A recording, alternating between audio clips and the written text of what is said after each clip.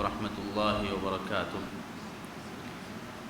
الحمد للہ والصلاة والسلام علی رسول اللہ وعلی آلہ وصحبہ ومن والاه، اما بعد فقد قال اللہ تبارک وتعالی فی کلامہ المجید: ان یمسسکم قرح فقد مس القوم قرح مثلہ وتلک الایام نداولها بین الناس۔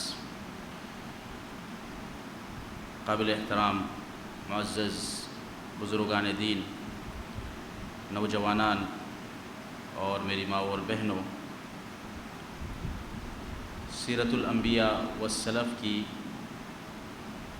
یہ ایک اہم کڑی ہے جس میں جنگ احد سے متعلق، غزوہ احد سے متعلق چند اہم اور بیسک معلومات آپ کو انشاءاللہ دی جائے گی۔ لیکن اس سے قبل آج جو ہمارے گاؤں سے تعلق رکھنے والی بعض شخصیات کے تعلق سے مکہ مکرمہ سے رپورٹ آ رہی ہے کہ عمرے کے سفر میں واپسی پر ہمارے گاؤں کی چند معزز شخصیات ایک حادثے کا شکار ہو گئیں۔ ابھی چند منٹ قبل یہ رپورٹ آئی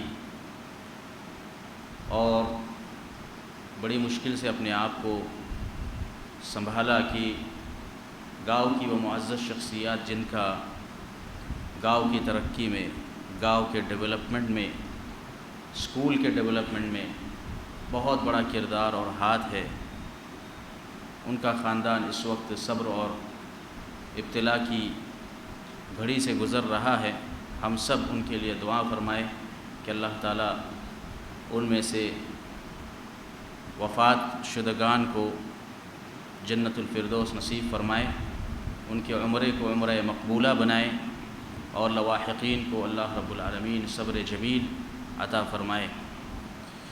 گاؤں کے لیے ان کی بڑی قربانیاں ہیں، اور جیسا کہ میں ذاتی طور پر ابارے خاندان کے تعلق سے جو چیزیں جانتا ہوں، اور آپ لوگوں بھی اس سے آشنا ہوں گے، انجمن اسکول کے قیام سے لے کر مدرسہ کی موجودہ سرزمین، اسی طریقے سے آئیڈیل اسکول، بلکہ گاؤں کے ہر ایجوکیشن پلان کے اندر زمین سے لے کر ایکسپینڈیچر سے لے کر ایجوکیشن سے لے کر ہر چیز میں ان کا ایک بہت بڑا کردار ہے۔ اللہ رب العالمین ان کے خاندان کی طرف سے قبول فرمائے، اور ان کے بزرگوں نے اس کے لیے جو محنت کی ہے، جس سے آج ہمارے گاؤں کی تعلیمی ساخت بہتر اور درست ہے، اللہ تعالیٰ ان کے میزان حسنات میں لکھے۔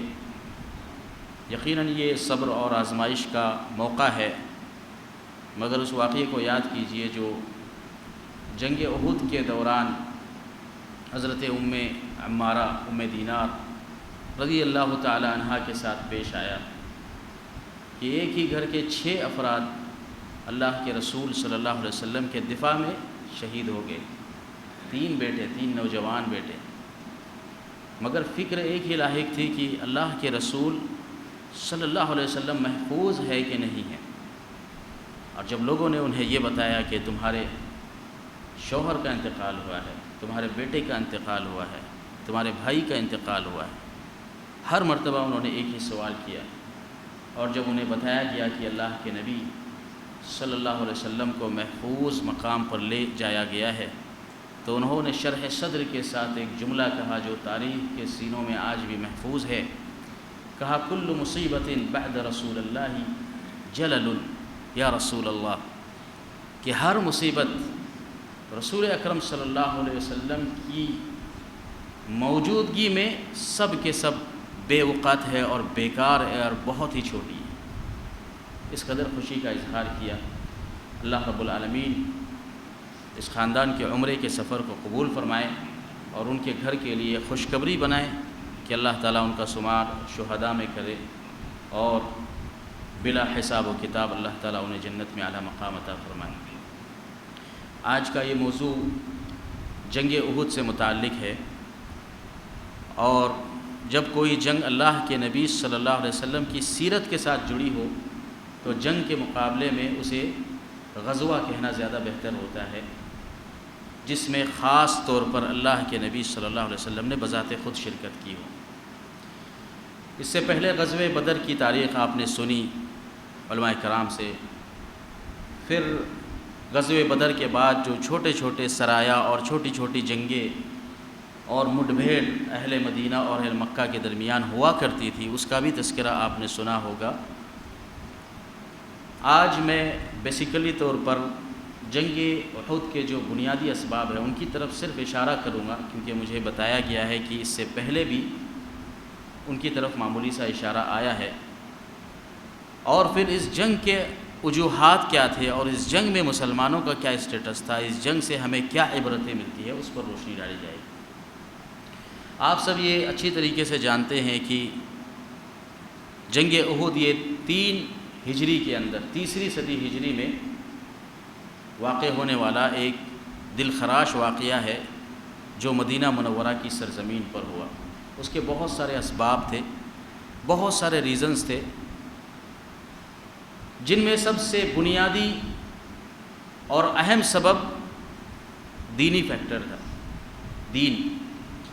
اس کے بعد کفار مکہ کی شام کے ساتھ تجارت، ایک سوشل سبجیکٹ۔ پھر اس کے بعد اہل مکہ کی شکست بدر کے اندر۔ پھر اس کے بعد اہل مدینہ کا دھیرے دھیرے سپر پاور بننا، طاقت میں آنا، ایک اقتصادی سبب، ایک اکنومیکلی کرائسس جو اس وقت پیدا ہوئے، یہ سب کے سب جنگ احد کا سبب بنے۔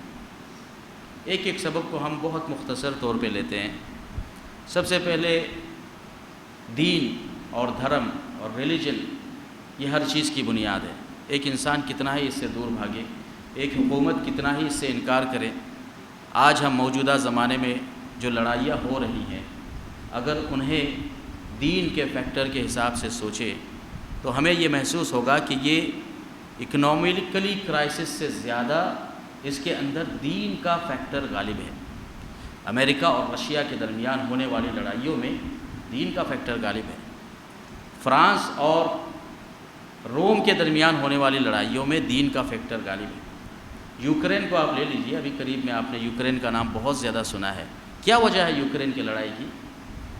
آرتھوڈکس فرقے کے ماننے والوں نے خود آرتھوڈکس فرقے کی لوگوں سے اپنے چند مطالبات کیے، اور روم کی امپائر کا، جن کا مرکز ویٹیکن سٹی میں، جیسے ہم مکہ مکرمہ کو اپنا مصدر اور اپنا منبع مانتے ہیں، یہ ویٹیکن سٹی کو مانتے ہیں، کیتھولک اور پروٹسٹنٹ والے۔ پروٹسٹنٹ میں سے بھی بعض لوگ، صرف کیتھولک چرچ والے، یہ ویٹیکن سٹی کو اپنے مذہب کی بنیاد مانتے ہیں، اور وہاں سے صادر ہونے والے احکام اور اوامر کو بادشاہوں کے اوامر پر، خواہ وہ امریکہ ہو، خواہ فرانس ہو، خواہ رشیا ہو، یا دنیا کا کوئی بھی عیسائی مذہب سے جڑے ہوئے ممالک ہو، حتیٰ کہ UN کی طاقت کیوں نہ ہو، ویٹیکن سٹی سے مذہبی طور پر صادر ہونے والا فرمان یہ سب سے زیادہ غالب ہوتا ہے۔ تو یہ دین کا فیکٹر، یہ دین کا سبب ہر جگہ آپ کو نمایاں ملے گا۔ آج کے اس دور کے اندر بھی اللہ کے نبی صلی اللہ تعالیٰ علیہ وسلم کے زمانے میں جو جنگیں ہوئیں، ان کی سب سے پہلی اور بنیادی وجہ دین تھی۔ یہ الگ بات ہے کہ کفار مکہ نے اور مدینہ کے یہودیوں نے ان کو اکنومیکلی کرائسس کے ساتھ اور ایک ڈیفنس پالیسی کے ساتھ جوڑ دیا، لیکن اس کا دین سے براہ راست تعلق تھا۔ دین سے کیسے تعلق تھا؟ اللہ کے نبی صلی اللہ علیہ وسلم کو مکہ سے نکالا گیا، وجہ نکالنے کی یہ تھی کہ آپ نے اللہ کے توحید کی طرف بلایا، شرک سے منع کیا، ان سے کہا کہ یہ جو بت جو تم نے خانہ کعبہ کے اندر رکھے ہوئے ہیں، یہ تمہیں کچھ بھی نفع اور نقصان نہیں پہنچا سکتے، نفع اور نقصان کی مالک ذات صرف اور صرف اللہ رب العالمین کی ہے۔ اس ایک نقطے کی وجہ سے اللہ کے نبی صلی اللہ تعالیٰ علیہ وسلم نے، آپ کے ساتھیوں نے طرح طرح کی تکلیفیں برداشت کی، مکہ سے نکالا گیا، آپ مدینہ منورہ آئے، مدینہ منورہ میں لوگوں نے آپ کا استقبال کیا، اور اس کے بعد آپ نے ایک نئی طاقت کی، ایک نئے جوش کی اور ایک نئے طریقہ کار کی بنیاد رکھی۔ تو یہ سب سے پہلا دینی فیکٹر تھا جس کی بنیاد پر کفار مکہ یہ چاہتے تھے کہ مدینہ منورہ کو تہس نہس کر دیا جائے، ہلاک کر دیا جائے، کیونکہ یہ ہمارے دین کے مقابلے میں سب سے زیادہ آڑے ہیں۔ جبکہ کفار مکہ کے اس وقت دینی مخالفین اور بھی تھے۔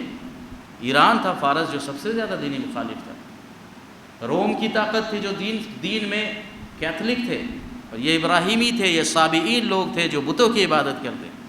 لیکن اس کے باوجود اصل ٹارگیٹ اور اصل مقصد صرف اور صرف مسلمان کیوں ٹھہرے، اس پر بھی میں روشنی ڈالوں۔ تو بہرحال دین کا جو سبب ہے یہ دنیا کی لڑائیوں میں آج بھی ویسے ہی غالب ہے جیسے اللہ کے نبی صلی اللہ تعالیٰ علیہ وسلم کے زمانے میں ہونے والی جنگوں پہ غالب تھا۔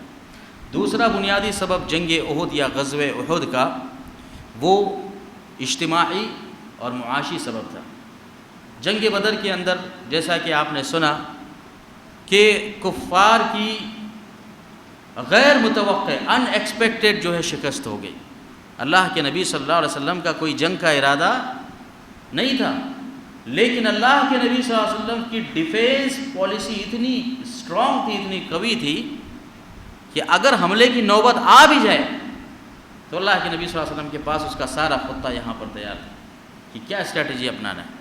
تو جنگ بدر کے اندر جب کفار کی شکست ہوئی تو ان کے لیے یہ بڑے عار کی بات تھی کہ قریش کی قیادت کو، اس کی سیادت کو اور اس پہ ہونے والے اعتراضات کا اس وقت کی میڈیا کے سامنے کیا جواب دے۔ کوئی جواب نہیں تھا ان کے پاس۔ قریش کوئی معمولی لوگ تھے۔ قریش کی طاقت اس وقت اگر دنیا کے حساب سے دیکھا جائے تو دنیا کے مڈل میں واقع تھی۔ آج بھی بہت سارے جو آسٹرولوجی کے ماننے والے یا جغرافیکلی جو خاکہ بناتے ہیں وہ کہتے ہیں کہ مکہ مکرمہ یہ دنیا کے وسط میں، دنیا کے بالکل مڈل میں واقع ہے۔ جغرافیائی حساب سے اگر اس گلوب کو اگر تقسیم کیا جائے تو مکہ دنیا کے مڈل میں ہوتا ہے۔ بھلے ہی بعض اسلامی مورخین نے اس بات کو غلط کہا ہے، اور بہت سارے اینالائز کرنے والوں کا یہ اینالائز ہے کہ مکہ کے مقابلے میں وہ جگہ دنیا کے مڈل میں ہے جس کے بارے میں اللہ کے نبی صلی اللہ تعالیٰ علیہ وسلم نے یہ فرمایا تھا کہ اس جگہ کو فتح کرنے والا سارا کے سارا لشکر جنتی ہوگا۔ اس جگہ کو فتح کرنے والا لشکر، غزوہ کرنے والا لشکر جنتی ہوگا، اور وہ جگہ ہے جو یورپ اور ایشیا کو جوڑتی ہے، اور جہاں سے ایک وقت میں اسلام بولا کرتا تھا، جسے اسلام بول کہا کرتے تھے۔ آج ہمارے زمانے میں اسے استانبول کہتے ہیں، جو ترکی کی کیپٹل ہے، ترکی کی راجدھانی ہے۔ یہ دنیا کا وہ پوائنٹ اور وہ نقطہ ہے جس کی طرف اللہ کے نبی صلی اللہ علیہ وسلم نے اپنے زمانے میں اشارہ فرمایا کہ اس نقطے کو فتح کرنے والا سارا کے سارا لشکر جنتی ہے۔ یہ الگ بات ہے کہ یہ فتح ہوا یا نہیں ہوا، کس کے زمانے میں ہوا، کس نے کیا، یہ ساری تفصیلات اپنی جگہ پر ہیں، لیکن دنیا کا نقشہ دو جگہوں کو کنسیڈر کر کے، مڈل پوائنٹ کنسیڈر کر کے بنایا جاتا ہے، یا تو مکہ مکرمہ ہے یا پھر جو ہے استانبول ہے، یورپ اور ایشیا کو جوڑنے والا وہ سمندر اور وہ مقام جہاں پہ آج اسلام بول یا استانبول واقع ہے۔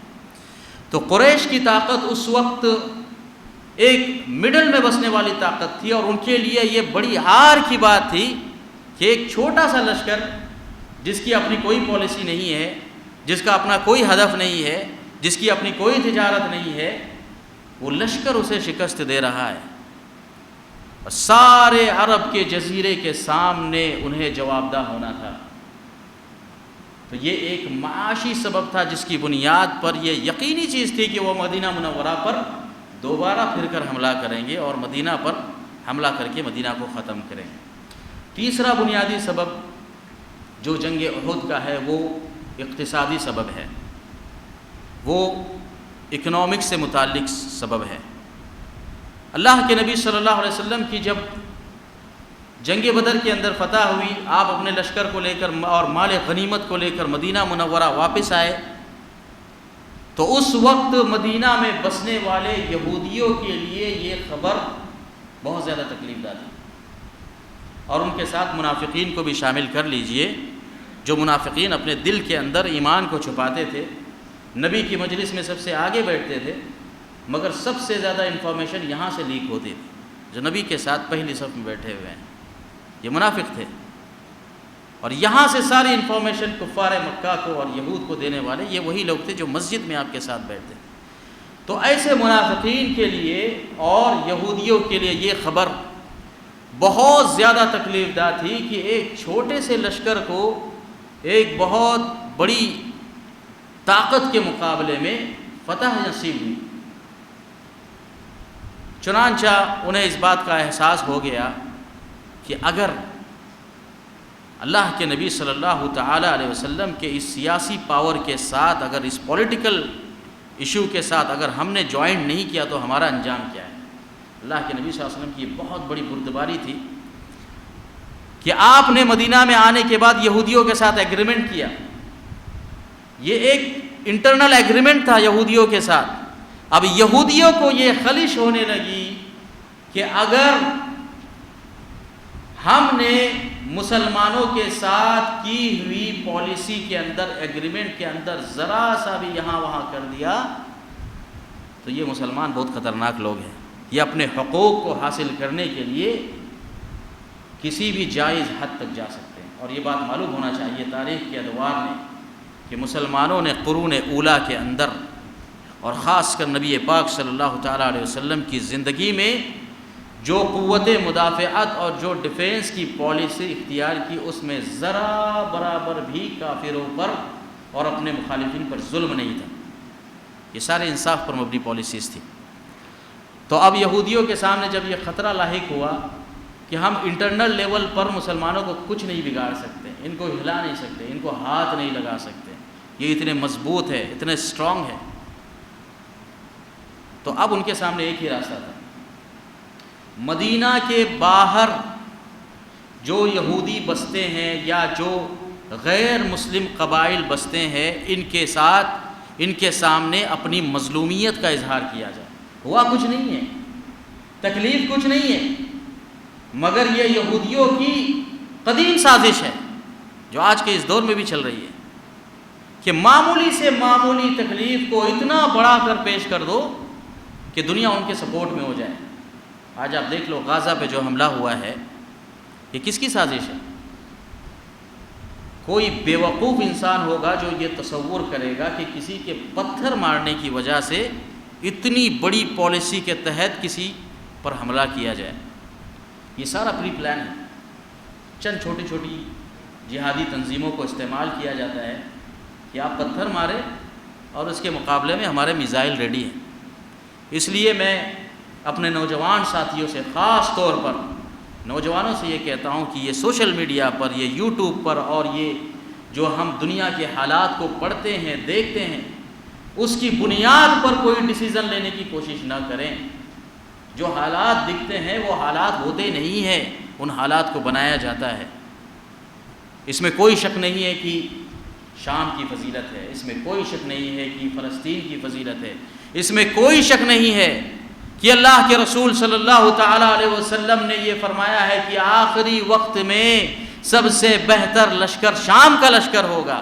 اس میں کوئی شک نہیں ہے کہ حضرت عیسیٰ علیہ السلام کا نزول شام میں ہوگا، اس میں بھی شک نہیں ہے کہ حضرت مہدی علیہ السلام شام میں آئیں گے، مکہ میں ظاہر ہوگے خانہ کعبہ کے طواف کے وقت، اور اس کے بعد شام میں مسلمانوں کی مدد کریں گے، اس میں کوئی شک نہیں ہے۔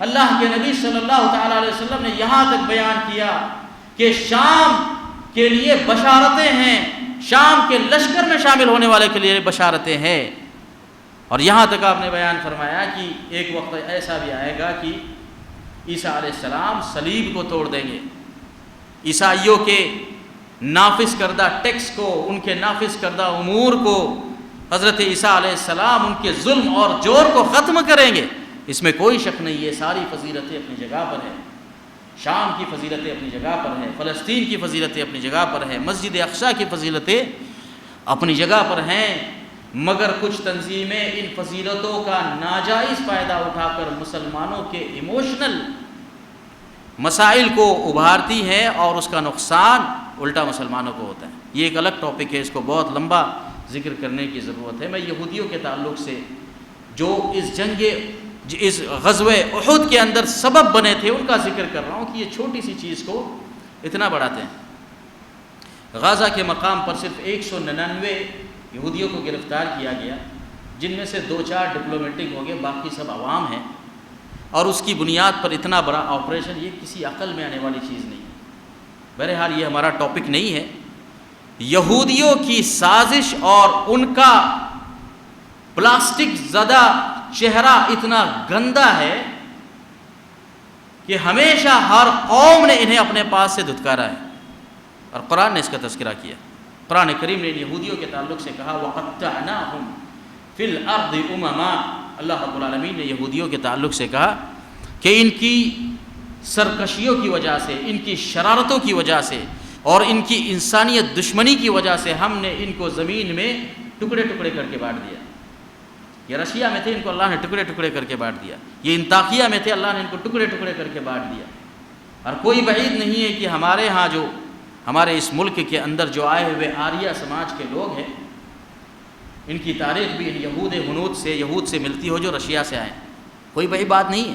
یورپ کے مورخین نے، مستشرقین نے اس پہ سرچ کیا ہے، اس پہ تحقیق کی ہے، اس پہ ریسرچ ہے کہ زمین میں یہ ٹکڑے ٹکڑے کر کے بانٹ دیے گئے، اور جس زمین میں بھی انہوں نے قدم رکھا اس زمین نے انہیں برداشت نہیں کیا۔ لیکن جس زمین میں ان کی تمکنت ہوئی اور جس زمین میں یہ ثابت قدم رہے، اس زمین کو انہوں نے نقصان ضرور پہنچایا ہے۔ تو بہرحال یہ یہودیوں کے جو جھوٹے آنسو تھے اور ان کا جو چیچک زدہ چہرہ تھا، اس نے اس جنگ کی آگ کو بھڑکانے میں بڑا کردار ادا کیا۔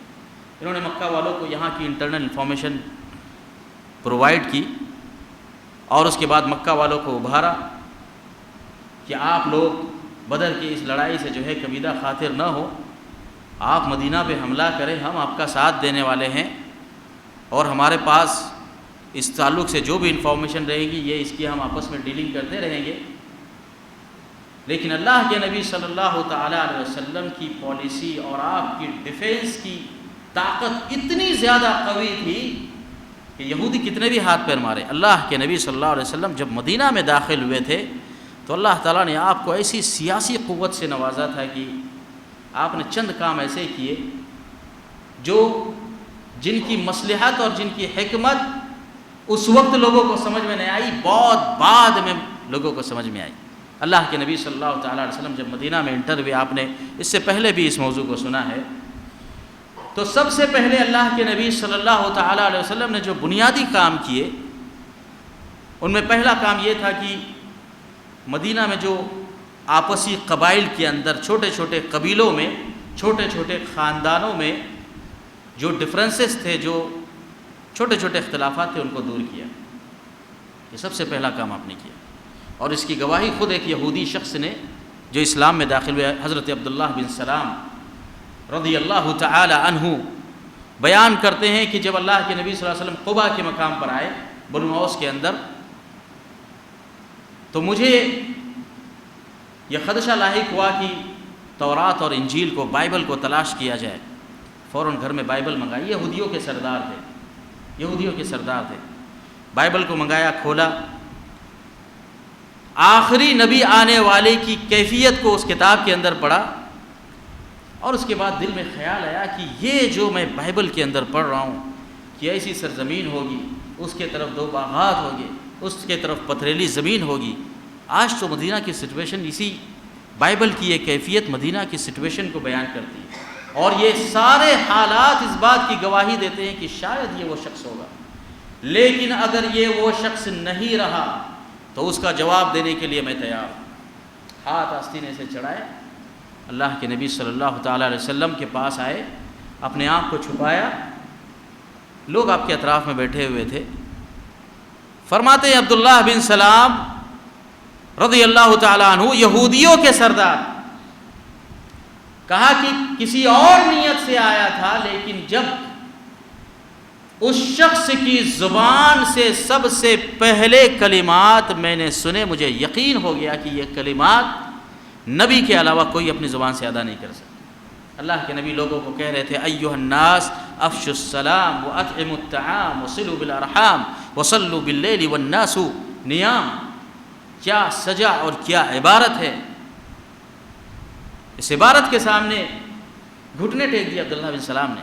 اللہ کے نبی لوگوں سے کہہ رہے تھے کہ لوگوں سلام کو عام کرو, لوگوں کو کھانا کھلاؤ اور صلہ رحمی کو جوڑنے کی کوشش کرو, اور رات میں اس وقت اللہ کے لیے کھڑے ہو جاؤ جب ساری دنیا سو رہی ہو, اللہ کی جنت میں سیدھے داخل ہو جاؤ.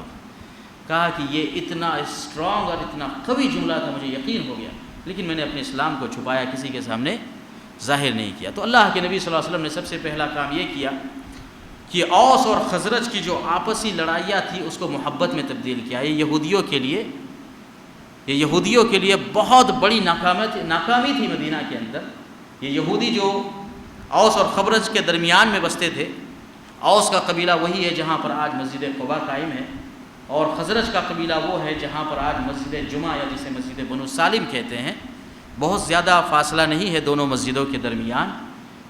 انہی کے اطراف میں بنو قینقاع کا مارکیٹ تھا جو اس وقت ویپن کی تجارت کا اور ہتھیاروں کی تجارت کا بہت بڑا اور بین الاقوامی مارکیٹ سمجھا جاتا تھا, اور انہی کے اطراف میں بنو نذیر رہا کرتے تھے. لیکن ان یہودیوں نے اپنے آپ کو دو حریف کے طور پر بانٹ لیا تھا. جیسے آج UN کی پالیسی ہے کہ اس کے 5 ممالک دائمی ممبر ہوتے ہیں اور اس کے 192 ممالک یہ عارضی ہوتے ہیں, اور ڈیسیجن میکنگ ان 5 کے پاس ہوتی ہے. یہ کیفیت یہودیوں نے اس وقت مدینہ منورہ میں بنائی تھی اپنے ویپن کی تجارت کے لیے, اپنے ہتھیاروں کی تجارت کے لیے, اور اوس اور خزرج کو آپس میں لڑانے کے لیے. اللہ کے نبی صلی اللہ تعالیٰ علیہ وسلم جب مدینہ منورہ میں داخل ہوئے تو ایک اندازے کے مطابق 65%, 70% یا 75% یہودی تھے, مسلمان نہیں تھے. 75% یہودیوں کی آبادی میں یہ چند لوگ جو اوس میں سے, خزرج میں سے, بنو سالم میں سے, بنو دینار میں سے, بنو حارث میں سے, بنو عبد اشہل میں سے, جنہوں نے اسلام قبول کیا تھا, آپ نے یہ عام حکم جاری کیا کہ آپس میں محبت کو پیدا کرو. کیا نتیجہ ہوا اس کا کہ اوس اور خزرج کی یہ لڑائی جو 110 سال سے جنگ بعاث کی صورت میں تھی, ساری زائل ہو گئی. یہودیوں کی ویپنز کی تجارت متاثر ہوئی, ان کے ہتھیار کی تجارت متاثر ہوئی.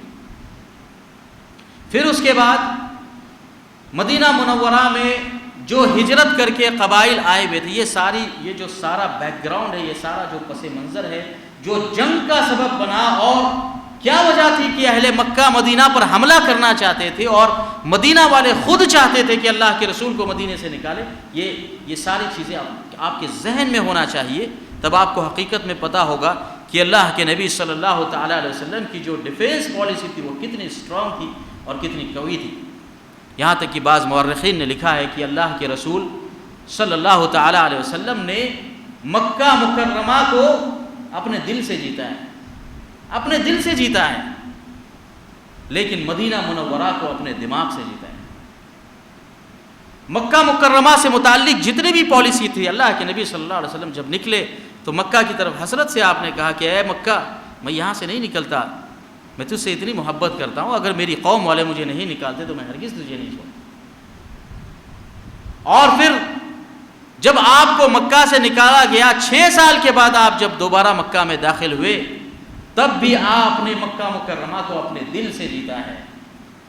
فتح مکہ کا واقعہ جو قریب میں آپ کے سامنے آئے گا, یہ سارے تفصیل سے واقعات آپ کے سامنے آئے گے, لیکن مدینہ منورہ رسول اکرم صلی اللہ تعالیٰ علیہ وسلم نے وہاں اپنے دماغ کا استعمال کیا ہے. چنانچہ مدینہ منورہ میں جب ہجرت کر کے بہت سارے قبائل مکہ سے, جب اللہ کے نبی کی ہجرت ہوئی, چند لوگ آپ کے ساتھ آئے, پھر چند لوگ انڈیویجول آئے, ایک ایک کر کے آئے. حضرت حمزہ رضی اللہ تعالیٰ عنہ اپنا سب کچھ چھوڑ کے اکیلے آئے, حضرت عثمان ابن عفان, عبد الرحمن ابن عوف, اسی طریقے سے بہت سارے لوگ اپنی فیملیز کے ساتھ ہجرت کر کے آئے, اپنی ساری تجارت کو مکہ میں لات مار دی, اپنے سارے خاندان کو خیر آباد کہا, اور صرف اسلام کی بنیاد پر اور شرک سے نفرت کی بنیاد پر چھوڑ چھوڑ کر مدینہ میں آ کر بسنے لگے۔ تقریباً ایسے قبائل کی تعداد 250 کے کچھ قریب بتائی جاتی ہے کہ 250 فیملیز اور یا 250 افراد مکہ مکرمہ سے ہجرت کر کے آ رہے ہیں اور مدینہ منورہ کے اندر آباد ہو رہے، کچھ بھی نہیں ہے، نہتے ہیں، ساری تجارت مکہ میں چھوڑ کر آئیں، لیکن مدینہ منورہ میں آنے کے بعد ان کے پاس اگر کوئی چیز باقی تھی تو اللہ کی ذات پر توکل تھا اور یہ ٹیلنٹ تھا۔ اللہ کے نبی صلی اللہ تعالیٰ علیہ وسلم نے مدینہ منورہ میں سب سے پہلا بنیادی کام یہ کیا کہ جو انٹرنل طاقت تھی اس کو مضبوط کیا، باہر سے آنے والے جو افراد تھے ان کو مارکیٹ کے اندر آپ نے انٹروڈیوس کرایا۔ یہ اتنا بڑا آپ کا معاشی اور اقتصادی اقدام تھا کہ آج تک لوگ حیران ہیں۔ اللہ کے نبی صلی اللہ علیہ وسلم نے ایک نیا نظام انٹروڈیوس کیا، ایک نیا سسٹم بتایا، وہ ہے مواخات، وہ ہے بھائی چارگی کا لا، بھائی چارگی کا قانون، جو بعد میں ہمارے سماج کے اندر میراث کی شکل میں تبدیل ہو گیا اور اس کو میراث سے منسوخ کیا گیا۔ تو یہ بھائی چارگی کیا تھی کہ مکہ مکرمہ سے جو لوگ ہجرت کر کے آئے ہیں ان کی کفالت اور ان کی اسپانسرشپ کون کرے گا؟ بنو سالم میں چند افراد کو دے دیا کہ آپ فلاں کو سنبھالو گے، آپ فلاں کو سنبھالو گے۔ بنو سلمہ کے اندر کچھ ذمہ داریاں دے دی، بنو اوس کے اندر کچھ ذمہ داریاں دے دی، خزرج کے پاس ذمہ داریاں دے دی، بنو عبد اشہل کے پاس دے دی، بنو حارثہ کے پاس دے دی، اور مغاربہ کے پاس کچھ دے دی، بنو دینار کو کچھ ذمہ داری دے دی، حی الزغابغہ میں آپ نے کچھ ذمہ داریاں دے دی، اور کہا کہ اپنے ہر چیز میں ان کو شریک کرو گے، ہر چیز میں۔ آپ کا بزنس ہے، 1 لاکھ کا انویسٹمنٹ ہے، 50,000 آپ کو ان کے نام پہ کرنا ہے، آپ کے بزنس کو یہ آگے بڑھائیں گے۔ آپ کی کھیتی ہے، 50 درخت ہے، 25 درخت کی ذمہ داری مکہ سے ہجرت کیے ہوئے اس فرد کی ہوگی۔ اللہ کے نبی صلی اللہ تعالیٰ علیہ وسلم نے مکہ سے ہجرت کیے ہوئے ان بزنس مین لوگوں کی آپ نے صلاحیتوں کا، ان کے ٹیلنٹ کا استعمال کیا۔ یہ مدینہ والوں کے لیے بہت بڑی چیز تھی، اور اس کا نتیجہ یہ ہوا کہ مدینہ اب ایک سپر پاور کے طور پر ظاہر ہونے لگے۔ تیسرا کام آپ نے بنیادی طور پر یہ کیا کہ مسجدوں کی زیادہ سے زیادہ آپ نے بنیادیں رکھی، اور آپ نے حکم دیا کہ جہاں جہاں مسلم کمیونٹی بنتی ہے سب سے پہلے مسجد بنائی جائے، حتیٰ کہ بعض مسجدیں صحابہ اکرام کے گھر میں بنی گئی، گھر میں بنائی گئی۔ عتبان بن مالک رضی اللہ تعالیٰ عنہ کے گھر میں مسجد بنی۔ تو جہاں جہاں بھی مسلم کمیونٹی کے بارے میں معلوم ہوا کہ یہاں پر چند افراد ہیں، فوراً آپ نے مسجد بنانے کا حکم دیا۔ فرمایا ہر دور کے اندر اور ہر جگہ جہاں مسلم کمیونٹی آئے وہاں پر مسجد بنائیں، اور آپ نے حکم جاری کر دیا کہ میں ایسے مسلمان شخص سے بری ہوں جو مشرکوں کے درمیان رہے۔ آج ہم بڑے شوق سے ہائی فیملیز کے اندر، ہائی کمیونٹیز کے اندر بڑے بڑے فلیٹ خریدتے ہیں اور اس پر فخر محسوس کرتے ہیں۔ میرے عزیزوں، مسلم کمیونٹی کے ساتھ جوائنٹ ہونے کی کوشش کرے، مسلمانوں کے درمیان فلیٹ لینے کی کوشش کرے، مسلمانوں کے درمیان مسجدیں بنانے کی کوشش کرے۔ اللہ کے نبی صلی اللہ تعالیٰ علیہ وسلم نے فرمایا کہ میں ہر اس مسلمان شخص سے براءت کا اظہار کرتا ہوں جو مشرکین کے درمیان سکونت پسند اختیار کرے۔ تو آپ نے یہ قانون بنایا، کیا فائدہ ہوا؟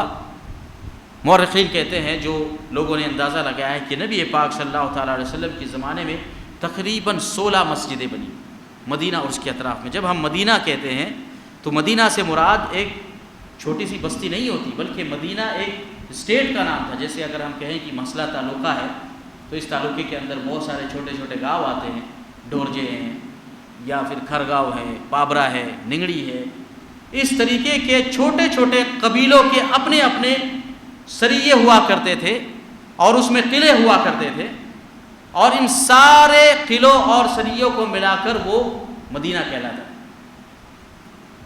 بعض اتنے امیر اور اتنے رچ تھے کہ اپنے قبیلوں کا پورا کے پورا قلعہ بنا دیتے تھے، کوئی بھی رات کے وقت میں اس میں داخل نہیں ہو سکتا، صبح میں اسے کھول دیتے تھے۔ بعض ایسے تھے جو کھلے تھے، جن کے پاس دیوار اور فصیل بنانے کے لیے کچھ نہیں تھا، تو بہت سارے پروٹیکشن کے ایسے قلعے اور ایسی فصیل اور ایسی عمارتیں موجود تھیں، اور ان میں سے اکثر پر یہودیوں کا قبضہ تھا۔ ایسی سچویشن میں اللہ کے نبی صلی اللہ تعالی علیہ وسلم نے مسجدیں بنوائی ہیں اور مسلمانوں کی کمیونٹی کو آپ نے جوڑا ہے۔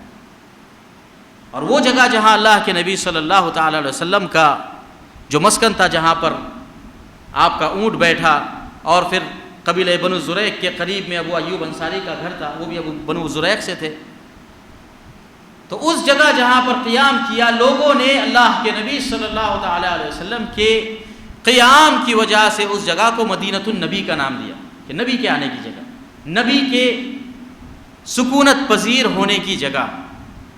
تو یہ مدینہ کی اس وقت کی جو ہے سچویشن تھی۔ تو آپ نے مسجدوں کا قیام کیا۔ پھر اس کے بعد سب سے بڑا کام، میں بہت مختصر طور پہ بیان کر رہا ہوں ورنہ یہ بہت تفاصیل کے ساتھ یہ موضوعات ہیں، آپ نے ایک اہم ٹاپک جو اپنے ٹیبل پر لیا تھا وہ تھا ایگریمنٹ کا ٹاپک، اتفاقیہ۔ یہ اتفاقیہ کیا تھی؟ یہ اتفاقیہ دو چیزوں پر مبنی تھی۔ نمبر ایک، مدینہ منورہ کی ڈیفینس پالیسی، کہ اب ہم مدینہ میں آئے ہیں، ہمارے ساتھ جنہوں نے اسلام کو قبول کیا ہے ان کی ایک کمیونٹی بن گئی ہے، لہٰذا ہمارے پروٹیکشن کے لیے کیا؟ چنانچہ آپ نے بڑے بڑے سردار جو یہودیت سے توبہ کر کے اسلام میں داخل ہوئے تھے، اللہ کے نبی صلی اللہ تعالیٰ علیہ وسلم نے ان کا سہارا لیا اور مدینہ میں بسنے والے یہودیوں کے ساتھ ایگریمنٹ کیا۔ اس ایگریمنٹ کے بہت سارے کلاؤزز تھے، اس کے بہت سارے شق تھے۔ بعض مورخین نے تقریباً 30 یا 33 اس کے کلاؤزز اور بائی لاز ذکر کیے ہیں، جو اہل مدینہ کے درمیان اور اللہ کے نبی صلی اللہ تعالیٰ علیہ وسلم کے درمیان جو MOU بنا، اس کو جو ہے مختلف شکلوں میں مختلف مورخین نے الگ الگ طریقوں سے ذکر کیا ہے، جس کی بنیادی کلاؤز یہ تھی کہ اگر مدینہ منورہ پر کوئی حملہ کرتا ہے تو سارے لوگ مل کر ڈیفینس کریں گے، سارے لوگ مل کر اپنا پیسہ لگائیں گے، سارے لوگ مل کر اپنی طاقت لگائیں گے اور مدینہ سے ڈیفینس کریں گے، خواہ وہ کسی قبیلے پہ حملہ ہو، خواہ وہ کسی کے قلعے پہ حملہ ہو، خواہ کسی کے دین پہ حملہ ہو، سارے لوگ مل کے اس کا ڈیفینس کریں گے۔ اور جنگ احد کے دوران، غزوہ احد کے دوران اس پالیسی کا فائدہ بھی ہوا۔ اللہ کے نبی کا یہ ایگریمنٹ تھا یہودیوں کے ساتھ، جب اللہ کے نبی پہ مصیبت آئی تو یہودی آئے، مدد کے لیے آگے آئے، کہ ہم آپ کی مدد کرنا چاہتے ہیں، ہم آپ کے ساتھ ہونا چاہتے ہیں۔ اللہ کے نبی نے کہا نہیں، آپ کی مدد ہمارے لیے اتنی ہی کافی ہے کہ آپ اپنے آپ کی مدد کریں، اور مدینے کی ڈیفینس پالیسی کے اندر ہمارا ساتھ دیں، جنگ میں آپ کے ساتھ کی ضرورت نہیں ہے، کیونکہ اللہ کے نبی صلی اللہ علیہ وسلم اپنے داخلی طور پر اٹھنے والے فتنوں کو، منافقین کو، یہودیوں کو بہت اچھے سے جانتے تھے، بہت گہرائی سے جانتے تھے۔ چنانچہ جنگ احد کے موقع پر اس ایگریمنٹ کا فائدہ ہوا۔ تو یہ ایک ایگریمنٹ تھا جو مدینہ میں انٹر ہونے کے بعد سب سے پہلے اللہ کے نبی صلی اللہ علیہ وسلم نے اس مسئلے کو اپنے ٹیبل خاص پہ لیا اور اس کو حل کیا، کہ مدینہ کے یہودیوں کے ساتھ ایگریمنٹ کیا۔ پھر اس کے بعد اس پر آپ نے اکتفا نہیں کیا، مدینہ کے باہر جو یہودی قبائل تجارتی راستوں کے اوپر بیٹھا کرتے تھے اور ان کے کسٹم کا بزنس تھا، ان کے جو ہے ہمارے یہاں کہتے ہیں ہفتہ وصولی کا، اور 2 نمبری دھندا کرنے والے جو غلط طریقے سے پیسہ وصول کرتے ہیں، یہ دھندا تھا اس وقت، بہت بڑا دھندا تھا۔ حضرت عدی بن حاتم رضی اللہ تعالیٰ عنہ کے اسلام کے قبول اسلامیت کا کبھی آپ واقعہ پڑھیں، سنیں، اور انشاءاللہ میں اس پر خاص کر حضرت عدی بن حاتم رضی اللہ تعالیٰ عنہ کے ایک شریف ترین گنڈا، اپنے وقت کا اور عیسائیوں کا سردار، اللہ کے نبی صلی اللہ تعالیٰ علیہ وسلم کو عیسائی بنانے کے لیے مدینہ میں داخل ہوا کہ اس شخص کو اپنے دین میں داخل کر کے دم لوں گا، اور جاتے ہوئے خود اسلام قبول کر کے چلا گیا۔ ایک جملے کی وجہ سے اللہ کے نبی صلی اللہ علیہ وسلم پر اس نے اسلام قبول کیا۔ اتنے دنوں سے چکر لگا رہا ہے، اللہ کے نبی ذرا سا التفات نہیں کیا۔ اللہ کے نبی صلی اللہ علیہ وسلم سے صحابہ کہہ رہے یا رسول اللہ عدی بن حاتم آئے ہوئے ہیں، مدینہ میں عدی بن حاتم جیسی شخصیت پرسنالٹی آئی ہے، ذرا برابر بھی التفات نہیں۔ جب سامنے آئے تو ایک جملہ کہا، عدی تمہاری تورات اور انجیل کے اندر لکھا ہوا ہے کہ ناجائز طریقے سے کسٹم ڈیوٹی کھانا اور جی ایس ٹی کھانا جائز نہیں ہے، 1 اور 25 جی ایس ٹی کھانے کی تمہارے شریعت سے اور عیسیٰ علیہ السلام کی تعلیمات کی روشنی میں ثابت کر سکتے ہو؟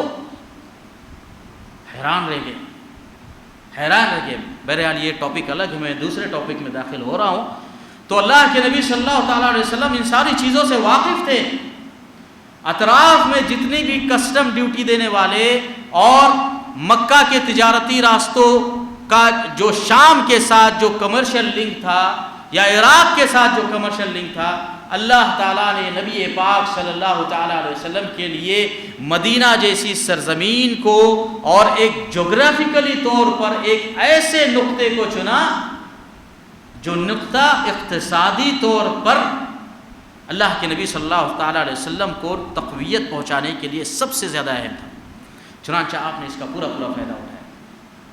اطراف میں موجود سارے قبائل کو ان یہودیوں کے ذریعے سے متفق کیا، کہا تمہارے علاقات ہیں، تمہارے تعلقات ہیں، ان سے کہو کہ یہ مدینہ کے ایگریمنٹ کے ساتھ جڑ جائیں۔ یہودیوں کو یہ محسوس ہوا کہ اس میں ہمارا فائدہ ہے اور یہ نبی ہمارے فائدے کی بات کر رہا ہے۔ چنانچہ اطراف کے جو قبائل تھے جن کے پاس شام کو جانے والے یا عراق کو جانے والے راستے گزرتے تھے اور وہ اس وقت تک راستہ نہیں کھولتے تھے جب تک کہ انہیں ادا نہ کیا جائے، چنانچہ ان کو مدینہ کی طاقت کے زیر اثر کیا کہ آج سے ہمارا اور تمہارا اتفاق، ایگریمنٹ۔ اس ایگریمنٹ کا فائدہ یہ ہوا کہ کفار مکہ کی جو تجارت شام کے ساتھ جڑی ہوئی تھی، یہ تجارت خطرے میں آ گئی، اور جس تجارت کے لیے اس سے پہلے کفار مکہ نے 2.5 لاکھ درہم، بعض مورخین کے حساب سے 2.5 لاکھ درہم اس سمندری پٹی پر خرچ کیے تھے کہ یہ راستہ ہمارے تجارت کا راستہ ہے جو ہمیشہ صاف رہنا چاہیے۔ اللہ کے نبی نے اس راستے کو ایسے 2 حصوں میں بانٹ دیا، 2 حصوں میں تقسیم کیا۔ کیا مجال تھی کہ یہود اللہ کے نبی صلی اللہ تعالیٰ علیہ وسلم کے ساتھ اس ایگریمنٹ میں عہد شکنی کرتے۔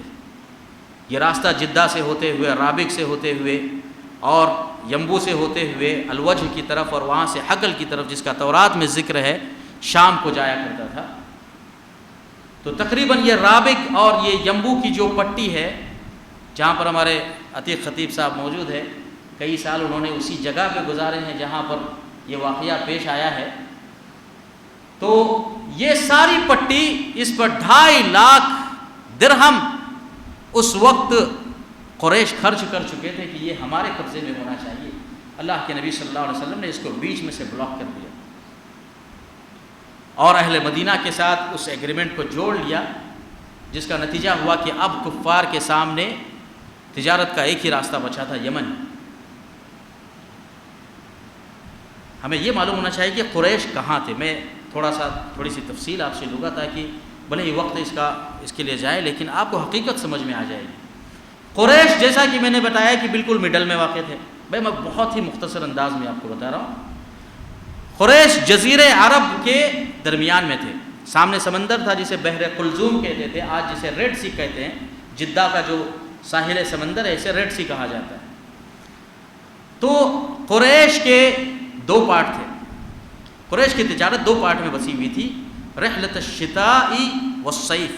قرآن کریم نے اس نقشے کو کھینچا ہے، لإیلاف قریش ایلافہم رحلۃ الشتاء والصیف، کہ قریش کی دلجوئی کی خاطر اللہ رب العالمین نے قریش پر جو احسانات کیے، اگر قریش صرف اسی احسانات کو سمجھ لے تو رب العزت کی عبادت کے لیے وہ احسانی، فَلْيَعْبُدُوا رَبَّ هَذَا الْبَيْتِ، کہ اللہ رب العالمین نے رحلۃ الشتاء اور رحلۃ الصیف کی بنیاد پر قریش کو جو سیادت اور قیادت دی ہے، اگر اتنی ہی سیادت کو وہ سمجھ لے تو ان کے اسلام میں داخل ہونے کے لیے اور خانہ کعبہ کی اس مرکزیت کے رب کی عبادت کے لیے کافی ہے۔ یہ رحلت الشتاء اور صیف کیا ہے؟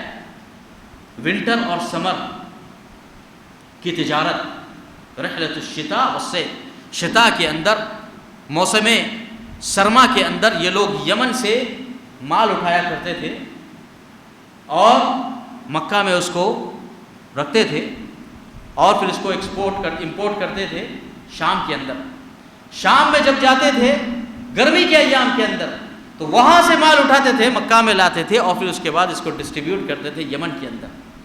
اللہ کے نبی صلی اللہ تعالیٰ علیہ وسلم نے مدینہ آنے کے بعد، جنگ بدر کے بعد، شام والا جو راستہ تھا یہ کاٹ دیا۔ اب ان کی شام کی تجارت متاثر ہو گئی۔ اب دو راستے تھے، عراق سے تجارت کرنا، اور یہ تقریباً مستحیل ہو چکا تھا اللہ کے نبی کے اس ایگریمنٹ کی وجہ سے۔ ایک راستہ باقی رہ گیا تھا یمن کی طرف، اور یہ راستہ شام کے راستے سے پہلے ہی اللہ کے نبی فتح کر چکے تھے جب آپ نے حبشہ کی طرف 2 مرتبہ مسلمانوں کو ہجرت کرنے کے لیے کہا۔ اور حبشہ کا واقعہ مشہور ہے، آپ نے سنا اس سے پہلے کہ اس طرف جو یہ جو یمن ہے یہ اصل حبشہ ہے۔ یمن کے بعض حصے اور موجودہ ایریتھیریا اور جبوتی جس پر فرانس کا قبضہ تھا، اور یہ سوڈان سے جو لگے ہوئے جتنے بھی علاقے ہیں مصر سے پہلے، یہ سارا کے سارا حبشہ کہا جاتا تھا، اس وقت کی سب سے بڑا سپر پاور۔ اللہ کے نبی صلی اللہ علیہ وسلم نے اس راستے پہ ظاہری طور پہ کسی کو نظر نہیں آیا، کسی کے تصور میں بھی نہیں تھا کہ اللہ کے نبی نے اس طرف ہجرت کروائی اور وہاں کے بادشاہ کو مسلمان بنایا۔ اسحمہ رضی اللہ تعالیٰ عنہ مسلمان بنے، باوجود ہے کہ ان کے سارے ان کی جو تجارت تھی یا ان کا جو ملک تھا یہ سب کے سب عیسائی تھا، یہ سارا حبشہ عیسائی تھا،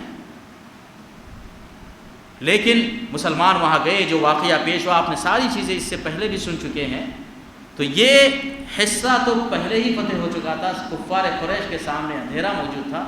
اب شام کی تجارت کے مقابلے میں بھی اللہ کے نبی صلی اللہ علیہ وسلم نے ان کو زیر کر دیا۔ اب ایک ہی راستہ بچا تھا، وہ یہ تھا کہ مدینہ پہ حملہ کیا جائے اور ان لوگوں نے جو ہمیں معاشی طور پہ نقصان پہنچایا ہے اس نقصان کی بھرپائی کی جائے۔ یہ معاش اور یہ اقتصاد جس کی نبض کو اللہ کے نبی صلی اللہ تعالیٰ علیہ وسلم نے پکڑا ہے، اندازہ لگائیے کہ اللہ کے رسول صلی اللہ تعالیٰ علیہ وسلم کا پولیٹیکل بیک گراؤنڈ کتنا مضبوط اور کتنا قوی رہا ہوگا۔ یہ ایک ناحیے سے تھا۔ دوسرے ناحیے سے آپ سوچیں، جنگ بدر کے اندر جب بہت سارے قیدی گرفتار ہوئے تو گرفتار ہونے کے بعد یہ جنگ کا اس وقت کا لا تھا، قانون تھا کہ اگر آپ حریف اور آپ کے مد مقابل اگر گرفتار ہوتے ہیں تو ان کو غلام بنا لیا جاتا ہے، ان کی عورتوں کو لونڈیاں بنایا جاتا ہے۔ یہ قانون تھا اور یہ مشہور ہے، اس کا کوئی بھی مصنف، کوئی بھی مورخ، کوئی بھی غیر مسلم مستشرق اس کا انکار نہیں کر سکتا۔ یہ اس وقت کا لا تھا۔ اللہ کے نبی صلی اللہ تعالیٰ علیہ وسلم نے اس لا کو اقتصاد کے اس انداز میں پھیر دیا کہ وہ بھی اقتصادی اور اکنومیکلی کرائسس کا مکہ والوں کے لیے سبب بن گیا۔ کیا کیا آپ نے؟ 70 مشرکین گرفتار ہوئے۔ اللہ کے نبی صلی اللہ تعالیٰ علیہ وسلم نے فرمایا کہ اس میں سے جو عورتیں ہیں چھوڑ دو،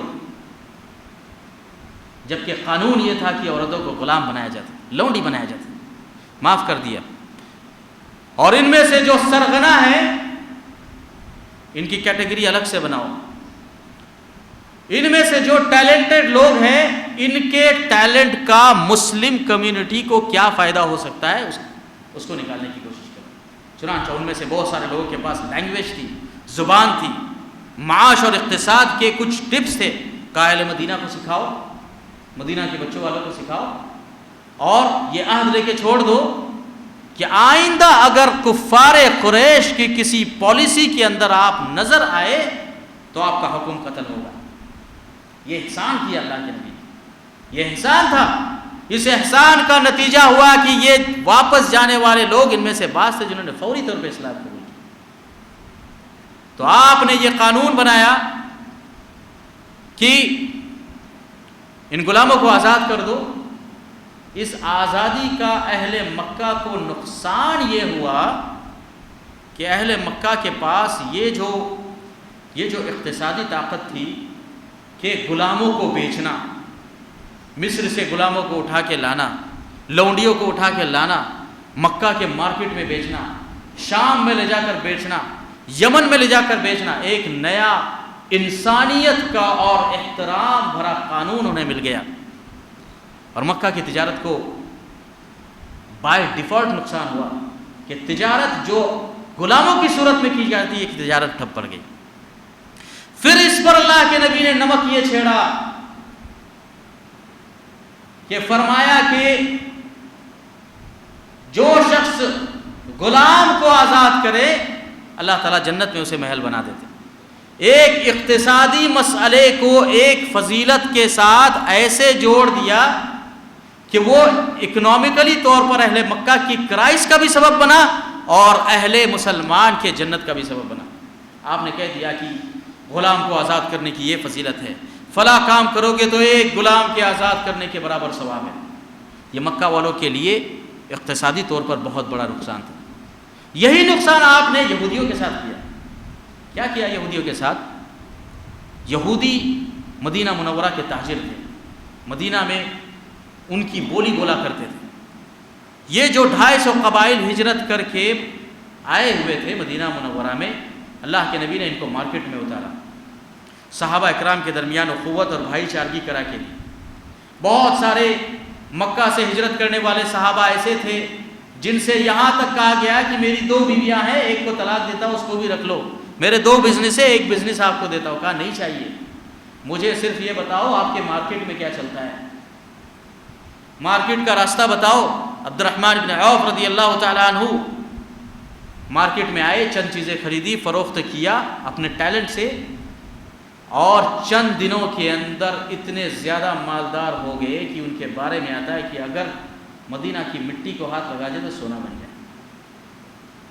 یہ ٹیلنٹ تھا، یہ مائگریشن پاور تھا جس کا استعمال کیا۔ اور آج یہ جو ہم سپر پاور کنٹریز کے نام سنتے ہیں، کینیڈا، امریکہ اور فلان جو اپنی مائگریشن پالیسیز کے تحت ٹیلنٹڈ لوگوں کو جگہ دیتی ہے، ان کو موقع دیتی ہے، ان کو ہجرت کرنے پر مجبور کرتی ہے، اور ان کے ٹیلنٹ کا اپنے ملک کی ترقی کے لیے فائدہ اٹھاتی ہے۔ اللہ کے نبی صلی اللہ تعالیٰ علیہ وسلم نے یہ فائدہ اس وقت اٹھایا۔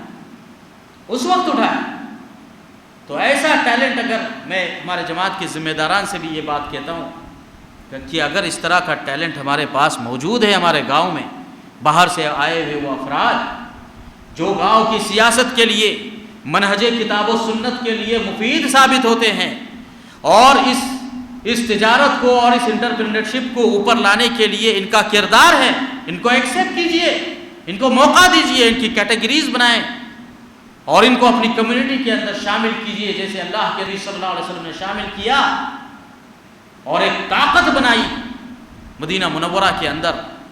اور اس طاقت کا یہ نتیجہ ہوا کہ لوگ مدینہ کی طرف آنکھ اٹھانے کو ڈرتے تھے۔ بہرحال یہ سارا سینیریو ہمارے سامنے تھا۔ اہل مکہ نے جو ہے اپنا ایک پلان بنایا کہ یہ سارا جو تجارتی کھیل ہے اس کا ایک ہی حل ہے، مدینہ پر جائیں اور حملہ کریں۔ حالانکہ یہ حملہ دینی تھا، اس کا اصل فیکٹ اور اس کا اصل سبب دین ہے، جیسا کہ میں نے ابتدا میں بیان کیا، لیکن دین کے اوپر اپنے معاشی اور اقتصادی مسائل کی آڑ میں دین کو کیسے تہس نہس کیا جائے، یہ مکہ والوں نے سکھایا۔ تو مکہ والوں نے اپنی پالیسی بنائی۔ اللہ کے نبی صلی اللہ تعالیٰ علیہ وسلم کو اس کی ذرا برابر بھی خبر نہیں تھی، آپ مدینہ میں تھے، لیکن اللہ کے نبی صلی اللہ تعالیٰ علیہ وسلم کی جو انٹیلیجنس یا انفارمیشن پالیسی ہے وہ اتنی زیادہ قوی اور اتنی اسٹرانگ تھی کہ سبحان اللہ، آج کے اس دور میں بعض مورخین نے یہ لکھا ہے کہ یہ انٹرنیشنل بیورو کے لیے یا انفارمیشن جو لیک کی جاتی ہے اس کی پالیسی سے متعلق، منافقین سے متعلق جو قرآن نے آیتیں ذکر کی ہے اور اللہ کے نبی صلی اللہ علیہ وسلم نے جو استخبارات کے قانون کو اپنایا ہے، یہ آج کے فرانس کے اور یورپ کے قوانین میں یہ چیزیں شامل ہیں۔ ڈاکٹر حمید اللہ نے اس کو اپنی کتاب کی بالکل ابتدا میں ذکر کیا ہے کہ فرانس کی جو ڈیفنس پالیسی ہے اور اس کے تحت ان کی پولیس فورسز کو اور ملٹری فورسز کو جو تعلیم دی جاتی ہے اس میں یہ قوانین شامل ہے جو اس وقت سکھائے گئے تھے۔ اللہ کے نبی صلی اللہ تعالیٰ علیہ وسلم کو مکہ مکرمہ میں ہونے والے تیاری کی رپورٹ، یہ آپ کی انفارمیشن پالیسی کے تحت آپ تک پہنچی ہے۔ آپ کے چچا مکہ مکرمہ میں تھے، بہت سارے ایسے مسلمان تھے جو دل میں اپنے ایمان کو رکھا کرتے تھے لیکن ظاہر نہیں کیا۔ آپ کے چچا حضرت عباس رضی اللہ تعالیٰ عنہ بظاہر کفار کے ساتھ مکہ میں تھے، آپ نے بنو غفار کے ایک غلام کو، ایک قاصد کو جو ایگزیکٹلی صحیح انفارمیشن مدینہ لے جا کر پیش کرے، آپ نے اس کو تیار کیا، مدینہ منورہ بھیجا کہ مکہ مکرمہ میں ایسی اور ایسی تیاریاں چل رہی ہے۔ کہا جاتا ہے کہ 3 دن کے اندر، بعض روایتوں میں آتا ہے کہ 7 دن کے اندر وہ اس فاصلے کو طے کر کے مدینہ منورہ پہنچا۔ قباء کے مقام پر اللہ کے نبی صلی اللہ علیہ وسلم اونٹ پر سوار ہو رہے تھے، اس وقت یہ انفارمیشن لے کر پہنچا اور کہا کہ ایسی اور ایسی انفارمیشن ہے۔ آپ کے ساتھ اس وقت حضرت ابی بن کعب تھے، آپ نے کہا کہ کھولو دیکھو اس میں کیا لکھا ہے۔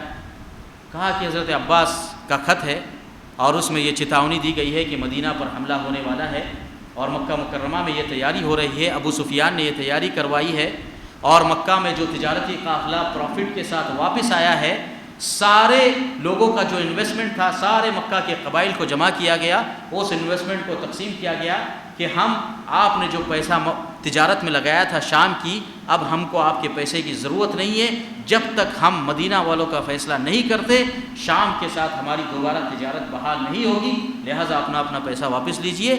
اس میں جو پروفٹ آیا تھا یہ سارا کے سارا پروفٹ مدینہ منورہ پر حملہ کرنے کے لیے خرچ ہوگا۔ چنانچہ یہ رپورٹ اللہ کے نبی صلی اللہ تعالیٰ علیہ وسلم تک پہنچی۔ اللہ کے نبی صلی اللہ علیہ وسلم اونٹ پر سوار ہو رہے تھے، مدینہ کا قصد کر رہے تھے، آپ نے کینسل کیا، ارادہ ترک کیا، کہا کہ سعد ابن ربیع کے گھر پہ چلو۔ گورنر تھے مدینہ کے، مسلمان ہو چکے تھے، ان کے گھر پر گئے، کہا گھر میں کوئی ہے؟ کہا کوئی نہیں ہے۔ کہا بیٹھو۔ اس انفارمیشن کو اللہ کے نبی نے اپنے قریب ترین صحابہ کو بھی نہیں بتایا، اور اس کے بعد سعد ابن ربیع کے گھر میں ایک پالیسی طے کی کہ کون سی انفارمیشن عام مسلمانوں کو دینا ہے اور کون سی انفارمیشن اپنے پاس رکھنا ہے۔ دیکھیے میرے عزیز بھائی اور دوستو، کسی بھی قوم کے کامیابی کی اہم وجہ ہوتی ہے اس کی انفارمیشن، معلومات۔ یہ معلومات کی بنیاد پر آپ ہر محاذ کو طے کر سکتے ہو، خواہ آپ کے بزنس میں ہو، خواہ آپ کے تجارت میں ہو، خواہ آپ کے دین میں ہو، خواہ آپ کی اجتماعی زندگی میں، خواہ آپ کی سیاست میں ہو۔ اللہ کے نبی صلی اللہ تعالیٰ علیہ وسلم نے اس کا استعمال کیا۔ مدینہ منورہ کے اطراف میں فوراً آپ نے 200 عیون کو، یعنی 200 انٹیلیجنس افراد کو تعین کر دیا کہ مجھے ایک ایک لمحے کی انفارمیشن چاہیے۔ تجارت کے لیے جو قافلے درمیان سے گزرتے ہیں ان کی انفارمیشن چاہیے۔ مکہ مکرمہ سے جو وفد نکلنے والا ہے اس وفد کی انفارمیشن چاہیے کہ اس میں کتنے افراد ہیں، کتنے گھوڑے ہیں، کتنے اونٹ ہیں، کتنا ساز و سامان ہے، کتنے دن تک وہ ان کے مدینہ میں رکنے کی کیپیسٹی ہے۔ ہر چیز کی انفارمیشن اللہ کے نبی صلی اللہ تعالیٰ علیہ وسلم کے پاس موجود تھی۔ تو اللہ کے نبی صلی اللہ تعالیٰ علیہ وسلم کو جس طریقے سے انفارمیشن تھی، ایسا نہیں ہے کہ کفار مکہ کو نہیں تھی، کفار کو بھی انفارمیشن تھی۔ اور یہ انفارمیشن کون دیتا تھا؟ یہی رسول اکرم صلی اللہ تعالیٰ علیہ وسلم کے ساتھ بیٹھے ہوئے بعض منافقین جو یہاں سے خبروں کو لیک کرتے تھے، وہاں تک پہنچاتے تھے یا قاصدین تک پہنچاتے تھے، اور اس کے بعد کفار مکہ تک وہ خبریں پہنچا کرتی تھی۔ تو اللہ کے نبی صلی اللہ علیہ وسلم یہ داخلی حالات سے بہت اچھی طریقے سے واقف تھے۔ آپ نے کہا کہ نہیں، ہم مدینہ نہیں جائیں گے، سعد بن ربیع کے گھر پہ جائیں گے۔ وہاں جا کر آپ نے میٹنگ کی، پھر اس کے بعد مدینہ منورہ میں مسجد میں سارے لوگوں کو جمع کیا کہ کہا دیکھو ایسا اور ایسا ہے، کفار مکہ مدینہ پر حملہ کرنے والے ہیں، تو اب ہمیں کیا پالیسی اختیار کرنا چاہیے۔ تو صحابہ اکرام کو آپ نے مشورے میں شامل کیا۔ بہت سارے صحابہ نے کہا کہ دیکھو ہمارے ہاں مدینہ میں اس سے پہلے بھی بہت سارے حملے ہوئے ہیں، لیکن ہم لوگ کیا کیا کرتے تھے کہ جن قبیلے والوں کے پاس جو ہے اتم ہے، اتم اس وقت کہتے تھے قلعوں کو، جو بڑے بڑے قلعے ہیں ہم اپنی عورتوں کو جو ہے قلعوں میں داخل کروا دیتے، اور اس کے بعد دوسرے قلعوں کے اندر، تیسرے قلعے کے اندر، چوتھے قلعے کے اندر چھوٹے چھوٹے دستوں کو کھڑا کرتے، اور جیسے ہی فوج مدینہ میں داخل ہوتی ہم ان پر پتھروں کی بارش کرتے، تیروں کی بارش کرتے۔ اللہ کے نبی صلی اللہ تعالیٰ علیہ وسلم کو یہ طریقہ بہت زیادہ پسند آیا، کیونکہ مدینہ میں بہت سارے قلعے تھے، اور جیسا کہ میں نے کہا کہ مدینہ کوئی ایک ایسی بستی نہیں تھی، چھوٹے چھوٹے جگہ پر الگ الگ طریقے کے قبائل آباد تھے، اور آج بھی اس کی علامتیں ہیں۔ اور یہی وجہ ہے کہ انصار کے جو ان کے اپنے قبرستان تھے، ان کے اپنے قبرستان تھے، بنو خزرج کا اپنا قبرستان تھا، اوس کا اپنا قبرستان تھا، مہاجرین کے لیے جنت البقیع، جس کو ہم جنت البقیع کہتے ہیں، جنت البقیع نہیں بقیع کہنا چاہیے، لیکن ہمارے درمیان یہ اصطلاح بہت سارے لوگوں میں مشہور ہے۔ تو بہرحال اللہ کے نبی صلی اللہ علیہ وسلم نے صحابہ سے مشورہ کیا، لوگوں نے کہا کہ ہم اسی اسٹریٹجی پہ کام کریں گے جس پہ اس سے پہلے مدینہ پر حملہ ہوتا تھا، تو ہماری اسٹریٹجی تھی، اللہ کے نبی کو بہت زیادہ پسند آئی۔ اس مجلس میں عبداللہ بن ابی بن سلول بھی تھا، جو منافقوں کا سردار، اس نے بھی کہا کہ یہ پالیسی بہت اچھی ہے، اسی پر عمل کیا جائے۔ جو رائے اللہ کے رسول صلی اللہ علیہ وسلم کی تھی وہی رائے منافقین کی بھی تھی، لیکن اللہ کے نبی کا مقصد الگ تھا، منافقین کا مقصد الگ تھا۔ وہ چاہتے تھے کہ ہمارے دل میں جو نفاق ہے وہ ظاہر نہ ہو، اور اس کو انہوں نے اس انداز میں بیان کیا، قرآن کریم نے اس کا نقشہ کھینچا، ان اردنا الا احسانا و توفیقا۔ منافقین یہ کہا کرتے تھے کہ ہم تو احسان چاہتے ہیں، ہم تھوڑی کوئی فساد چاہتے ہیں۔ یہ منافقین کی علامت ہے۔ قوم اور سماج میں اصلاح کے نام پہ ایسی زبان بولتے ہیں کہ ان کی زبان کے سامنے، ان کی جسمانی حیات کے سامنے انسان عش عش کرتا رہ جائے، مگر ان کے دل میں جو چیز ہے وہ الگ ہے۔ اور یہ چیز ظاہر ہوئی جنگ احد کے دوران، غزوہ احد کے دوران۔ منافقین کی وہی رائے تھی جو اللہ کے نبی کی رائے تھی کہ ہاں ہم مدینہ سے باہر نہیں نکلیں گے، لیکن بعض نوجوانان تھے جن کا خون بہت زیادہ گرم تھا، اور جو جنگ بدر میں خاص طور پہ شریک نہیں ہو پائے تھے، انس بن نضر رضی اللہ تعالیٰ عنہ، عثمان بن عفان رضی اللہ تعالیٰ عنہ، مصعب بن عمیر رضی اللہ تعالیٰ عنہ، اور ان جیسے بہت سارے نوجوانان تھے جنہوں نے کہا کہ یا رسول اللہ آپ کیا سمجھتے ہیں، ہم آپ کی قوت مدافعت کے لیے کفار کو آمنے سامنے جھیلنے کے لیے تیار۔ اللہ کے نبی صلی اللہ تعالیٰ علیہ وسلم نے جب ان نوجوانوں کا جذبہ اور ان نوجوانوں کی طاقت اور ان کا اللہ کی ذات پر توکل دیکھا، تو آپ نے اپنی رائے پر نوجوانوں کی رائے کو ترجیح دی، اور کہا کہ ٹھیک ہے، ہم نوجوانوں کے ساتھ ہیں، ہم مدینہ سے باہر نکلیں گے اور کفار کو مدینہ میں داخل ہونے کو نہیں دیں گے۔ چنانچہ اسی رائے پہ سارے لوگوں کا اتفاق ہوا۔ یہ پہلا موقع تھا جو منافقین کے لیے بہت ہی ان کے دلوں کے اندر ہلچل مچانے والا موقع تھا کہ اب تو لا محالہ نبی کے ساتھ اور ان نوجوانوں کے ساتھ باہر نکلنا پڑے گا۔ طرح طرح کے بہانے لوگوں نے ڈھونڈنا شروع کیے، یہ ان کا الگ ٹاپک ہے منافقین کا، لیکن ہم صلب موضوع میں داخل ہو کے ختم کرنے کی کوشش کرتے ہیں۔ تو اب یہ طے پایا کہ مدینہ سے باہر جائیں گے۔ مدینہ سے باہر جائے تو کہاں جائے؟ اس وقت مدینہ منورہ کی جو کیفیت تھی اور جو تورات اور انجیل میں، اور جس سے سارے لوگ واقف تھے کہ مدینہ کے دو طرف جو ہے پتھریلی، اس طرف اس طریقے سے پتھریلی زمین تھی جس کو لاوا کہتے تھے، اور یہ اتنی زیادہ 60-70 کلومیٹر تک آج بھی یہ بالکل جلے ہوئے پتھر ہے، جہاں پر اگر آپ پیر رکھے تو آسانی سے آپ پیر نہیں رکھ سکتے۔ آج کل تو روڈ بن گئے ہیں، ورنہ اس وقت ممکن نہیں تھا کہ مدینہ پر دو طرف سے حملہ کیا جائے۔ اور اگر آپ صبح کے وقت میں اس طرف جاؤں گے تو جیسے ہمارے یہاں ان پہاڑوں سے یہ کلاؤڈز اور یہ ابر آلود جو بادل نکلتے ہیں، وہاں زمینوں کے اندر سے آج بھی نکلتے ہیں، زمینیں ایسی ابلتی ہے اور اس میں سے جو ہے دھواں نکلتا ہے، ہم نے اپنی آنکھوں سے اس دھوئے کو دیکھا ہے۔ تو دو طرف سے ایسی زمین تھی جہاں سے حملہ ممکن نہیں تھا، ساری پتھریلی زمین ہے، اگر کفار کا لشکر آ بھی جائے تو حملہ نہیں کر سکتا۔ دو طرف سے کھجور کے باغات سے گھری ہوئی زمین تھی، لیکن ایک شام کی طرف جانے والا جو پٹا تھا، شمال کی طرف میں یہ خالی تھا، یہ میدان تھا، اس میں چند کھجور کے باغات تھے اور ان کے درمیان سے راستے بنے ہوئے تھے، اور ان کے درمیان چھوٹی چھوٹی وادیاں بہا کرتی تھی، 6 وادیاں تھیں، 6 وادیاں تھیں، جن میں سے بعض وادیوں کو اللہ کے نبی نے فرمایا کہ یہ جنت کی وادیوں میں سے بطحا ترع من ترع الجنہ، صحیح مسلم کی روایت ہے کہ وادی بطحا یہ جنت کی وادیوں میں سے ایک وادی ہے۔ پھر اس میں وادی قنات تھی اور وادی حمص تھی، اس طریقے سے بہتی تھی، اور وادی حمص اور وادی قنات جہاں آپس میں ملتے ہیں، اللہ کے نبی صلی اللہ علیہ وسلم نے فرمایا کہ یہاں پر دجال آئے گا۔ ملتقى الوادیین کے پاس، ان دو وادیوں کے جڑنے کے پاس فلا اور فلا پہاڑ کے نزدیک دجال کا ظہور ہوگا، اور وہاں سے اللہ کے نبی صلی اللہ علیہ وسلم کی مسجد کو دیکھے گا اور کہے گا کہ اس مسجد میں مجھے داخل ہونے سے منع کیا گیا۔ بہرحال یہ 3 وادیاں، وادی رانونا، چوتھی وادی عقیق، 5ویں، اس طریقے سے 5-6 وادیاں بہا کرتی تھی، تو بہت آسان نہیں تھا مدینہ میں داخل ہونا۔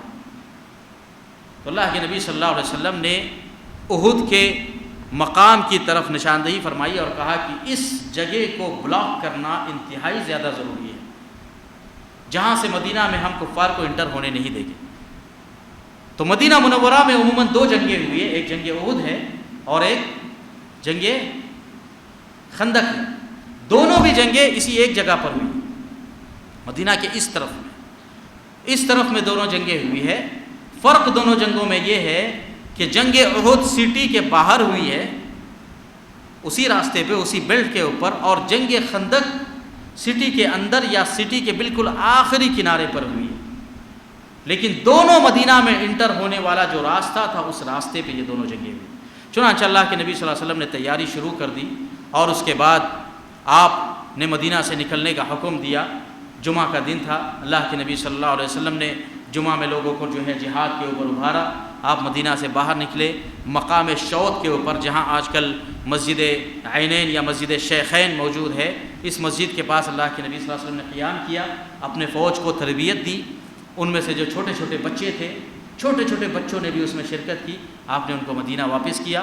بعض بچوں کی بہت زیادہ ضد تھی، تو اللہ کے نبی نے ان کے درمیان آپس میں کشتی لگائی، اور جو کشتی میں غالب آ گیا ان کو آپ نے لے لیا، اور جو کشتی میں غالب نہیں آیا ان کو واپس کر دیا۔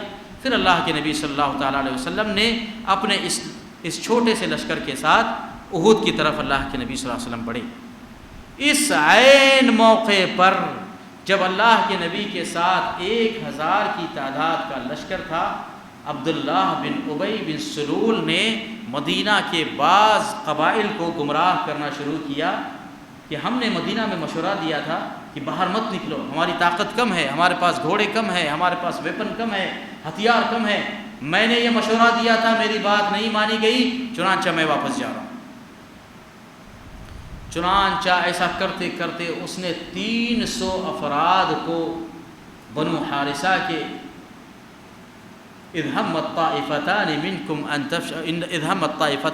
ان تفشلا والله وليهما، اللہ نے قرآن کریم نے اس نقشے کو کھینچا کہ اس وقت کو یاد کرو جب تمہارے درمیان 2 جماعتوں نے، بنو خزرج اور بنو حارثہ نے بزدلی کا مظاہرہ کیا اور ان منافقین کی باتوں میں آ گئے، اور اللہ کے نبی کے لشکر کو 1/3 لشکر کا 1/3 حصہ لے کر واپس ہو گیا۔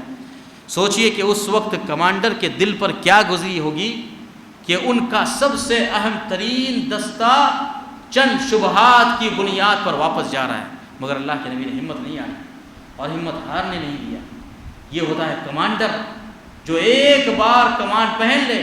اللہ کے نبی نے خود پہن لی اور اپنے سر پر امامہ باندھ لیا اور جنگ کا لباس پہن لیا، یہ لشکر واپس جا رہا ہے، اور وہ نوجوانان جنہوں نے اللہ کے نبی کو مشورہ دیا تھا کہ مدینہ سے باہر نکل کے جنگ کریں گے، افسوس کا اظہار کر رہے ہیں کہ اے کاش اللہ کے نبی کو ہم مشورہ نہیں دیتے تو آج یہ صورت دیکھنے نہیں ملتی۔ اللہ کے نبی صلی اللہ علیہ وسلم نے سینہ تان کر نوجوانوں سے کہا کہ جب نبی کسی جنگی لباس کو پہن لے تو اس کے لیے یہ مناسب نہیں ہے کہ وہ لباس کو لوٹائیں، اللہ پر توکل کیجئے اور آگے کی طرف بڑھیے۔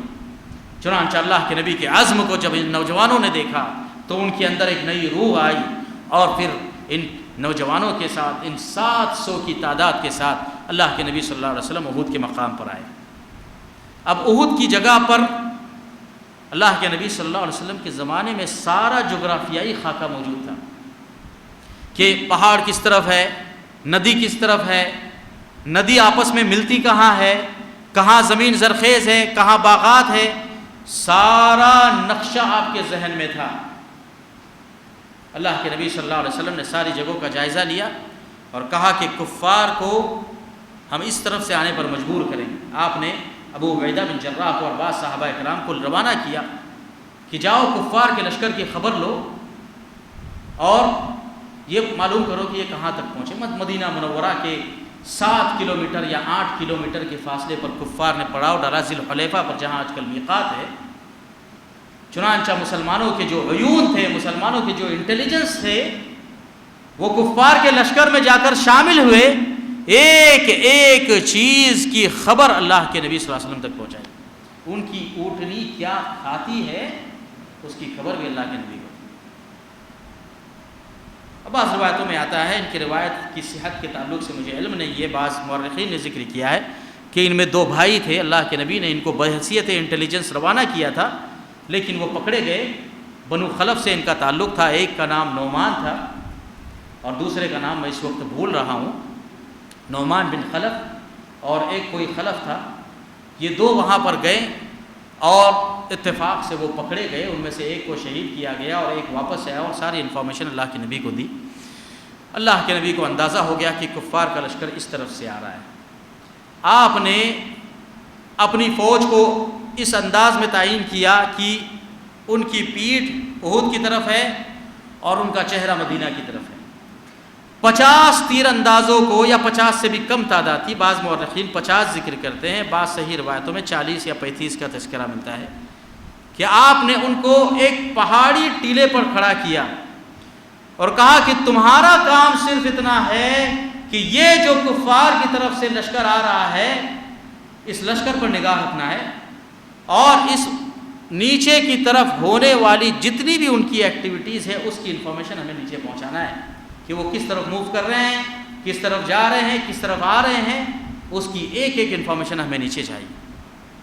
اور اگر وہ آپ کے پہاڑ کی طرف بڑھے تو آپ فوراً تیر کے ذریعے سے ان کا مقابلہ کریں۔ بعض مورخین نے لکھا ہے کہ اس جنگ کے اندر خالد ابن ولید کفار کی طرف سے شریک تھے اور خالد ابن ولید کسی جنگ میں شریک نہیں ہوتے مگر اس جنگ میں فتح یابی ضرور حاصل کرتے، اور کفار قریش انہیں بڑے منا کر اس جنگ کے اندر لے کر آئے تھے۔ انہوں نے اپنی ایک اسٹریٹجی اپنائی، ساری جگہوں کا مطالعہ کیا، انہیں اندازہ ہو گیا کہ اللہ کے رسول صلی اللہ تعالیٰ علیہ وسلم مجھ سے بڑے سیاسی شخص ہیں، مجھ سے بڑے کمانڈر ہیں۔ پہلے ہی اندازہ لگا لیا۔ خالد ابن ولید اپنے وقت میں کتنے ہی بڑے کمانڈر رہے ہو، انہیں اس بات کا اندازہ تھا کہ میرے مقابلے میں یہ محمد مجھ سے زیادہ چالاک اور ہوشیار اور سیاسی کمان کو سمجھنے والے ہیں، جنگی حربے کو سمجھنے والے ہیں۔ جب انہوں نے دیکھا کہ یہ 50 تیر اندازوں پر کھڑے، اندازہ لگا لیا کہ یہ محمد صلی اللہ تعالی وسلم کی جنگی کارروائی۔ چنانچہ جب جنگ شروع ہوئی، مسلمانوں نے بہت تیزی کے ساتھ کفار کو پیچھے کی طرف ڈھکیلنا شروع کیا، یہاں تک کہ حضرت جابر رضی اللہ تعالیٰ عنہ نے بیان کیا، صحیح بخاری کی روایت میں آتا ہے کہ انتہائی تیزی کے ساتھ مسلمان کفار پر قابو پانے لگے اور ان کی عورتیں احد پہاڑ کے اوپر چڑھنے لگیں۔ تو یہ جو جنگ ہوئی تھی یہ بہت ہی کنجسٹڈ جگہ پر، اللہ کے نبی صلی اللہ علیہ وسلم نے ان کو ایسی جگہ پہ آ کے روکا تھا کہ کفار کے لیے بھی بڑا مشکل تھا کہ مسلمانوں پر حملہ کرتے اور مسلمانوں کے لیے بھی مشکل تھا کہ کفار پر حملہ کرتے۔ آپ نے اپنے 500 یا 600 یا 700 جتنے بھی افراد رہے ہوئے ان کو اس انداز میں کھڑا کر دیا کہ وہ دکھنوں میں 7000 نظر آتے تھے، 7000 نظر آتے۔ قرآن کریم نے اس کا نقشہ کھینچا اور مسلمانوں کو یاد دلایا سورہ آل عمران کے اندر کہ اس وقت کو یاد کرو کہ جب اللہ رب العالمین نے اَلَا يَكْفِيَكُمْ أَن يُمِدَّكُمْ رَبُّكُمْ بِثَلَاثَةِ آلَافٍ مِّنَ الْمَلَائِكَةِ، کہ جب اللہ تعالیٰ نے 3000 فرشتوں کے ذریعے سے تمہاری مدد فرمائی۔ یہ تو بدر میں تھا، اور اب تو خوش ہو جاؤ کہ اللہ نے 5000 فرشتے تمہاری مدد کے لیے نازل کیے. وما جعلہ اللہ الا بشرا لکم ولتطمئن قلوبکم بہ. اور یہ تمہارے لیے خوشخبری ہے کہ دیکھنے والا سامنے سے دیکھے تو 7000 نظر آئے، 7,000 نظر آئے، جبکہ حقیقت میں 700 سے بھی کم ہے. چنانچہ جب جنگ سٹارٹ ہو گئی، مسلمانوں نے بہت تیزی کے ساتھ قوت مدافعت برتی. اس میں بہت سارے واقعات درمیان میں پیش آئے. حضرت حمزہ رضی اللہ تعالیٰ عنہ کی دلیری، اور سب سے پہلے حضرت حمزہ باہر نکلے، انہوں نے حملہ کیا، اور اس کے بعد پیچھے ہٹے پھر حضرت علی بن ابی طالب اور مصعب بن عمیر، اور بہت سارے واقعات اس کے اندر ہوئے. لیکن جنگ کے پہلے اسپیل کے اندر، پہلے وہلہ کے اندر مسلمانوں کی فتح ہوئی. کفار پیچھے کی طرف بھاگنے لگے، اپنے خیموں کی طرف دوڑنے لگے. یہ تیر انداز جو اوپر پہاڑوں پہ کھڑے تھے، یہ سارا ماجرا اپنی آنکھوں سے نیچے دیکھ رہے ہیں. اللہ کے رسول صلی اللہ علیہ وسلم کی وصیت تھی کہ خبردار، پہاڑ پر تمہاری ذمہ داری صرف اتنی ہے کہ یہاں کی انفارمیشن یہاں پہنچانا ہے، اور اگر کوئی پہاڑ کی طرف آئے تو قوت مدافعت اپنانا ہے. یہ 50 بھی اس انداز میں کھڑے کیے گئے تھے کہ نیچے سے دیکھنے والے کو 500 لگتے تھے. 500 لگتے تھے. یہ نبی پاک صلی اللہ علیہ وسلم کا سیاسی اور حربی پیترا تھا جو آپ نے اس وقت اختیار کیا. تو اب یہ جو اوپر کھڑے تھے، انہوں نے نیچے دیکھا کہ کفار تو بھاگ رہے ہیں، چنانچہ نیچے اترنا شروع کیا. حضرت عبداللہ بن جبیر پر قربان جائیے، ایک سیاسی کمانڈر، اور اللہ کے نبی صلی اللہ علیہ وسلم نے جب ان 50 تیر اندازوں کو اوپر کھڑا کیا تو اس کی کمانڈنگ ایسے شخص کے ہاتھ میں دی جو واقعی معنوں میں کمانڈر تھا.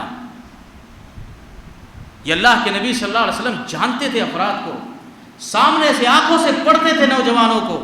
ایک نوجوان شخص اللہ کے نبی صلی اللہ علیہ وسلم اپنی آنکھوں سے ان کو پڑھتے تھے اور ان سے خدمات کو لیا کرتے تھے. زید بن حارثہ رضی اللہ تعالیٰ عنہ ایسے ہی نہیں عبرانی زبان سیکھنے کے لیے آپ نے مقرر کیا. آپ جانتے تھے کہ یہ یہودیوں سے قریب ہیں، اور یہودی جب تجارت کرتے ہیں تو عبرانی زبان کے اندر کھاڑم کھوڑ کرتے ہیں اور سود کی، بیاج کی قیمتوں پر لوگوں کو دھوکہ دیتے ہیں. آپ نے عبرانی زبان سیکھنے لگائی اس نوجوان کو.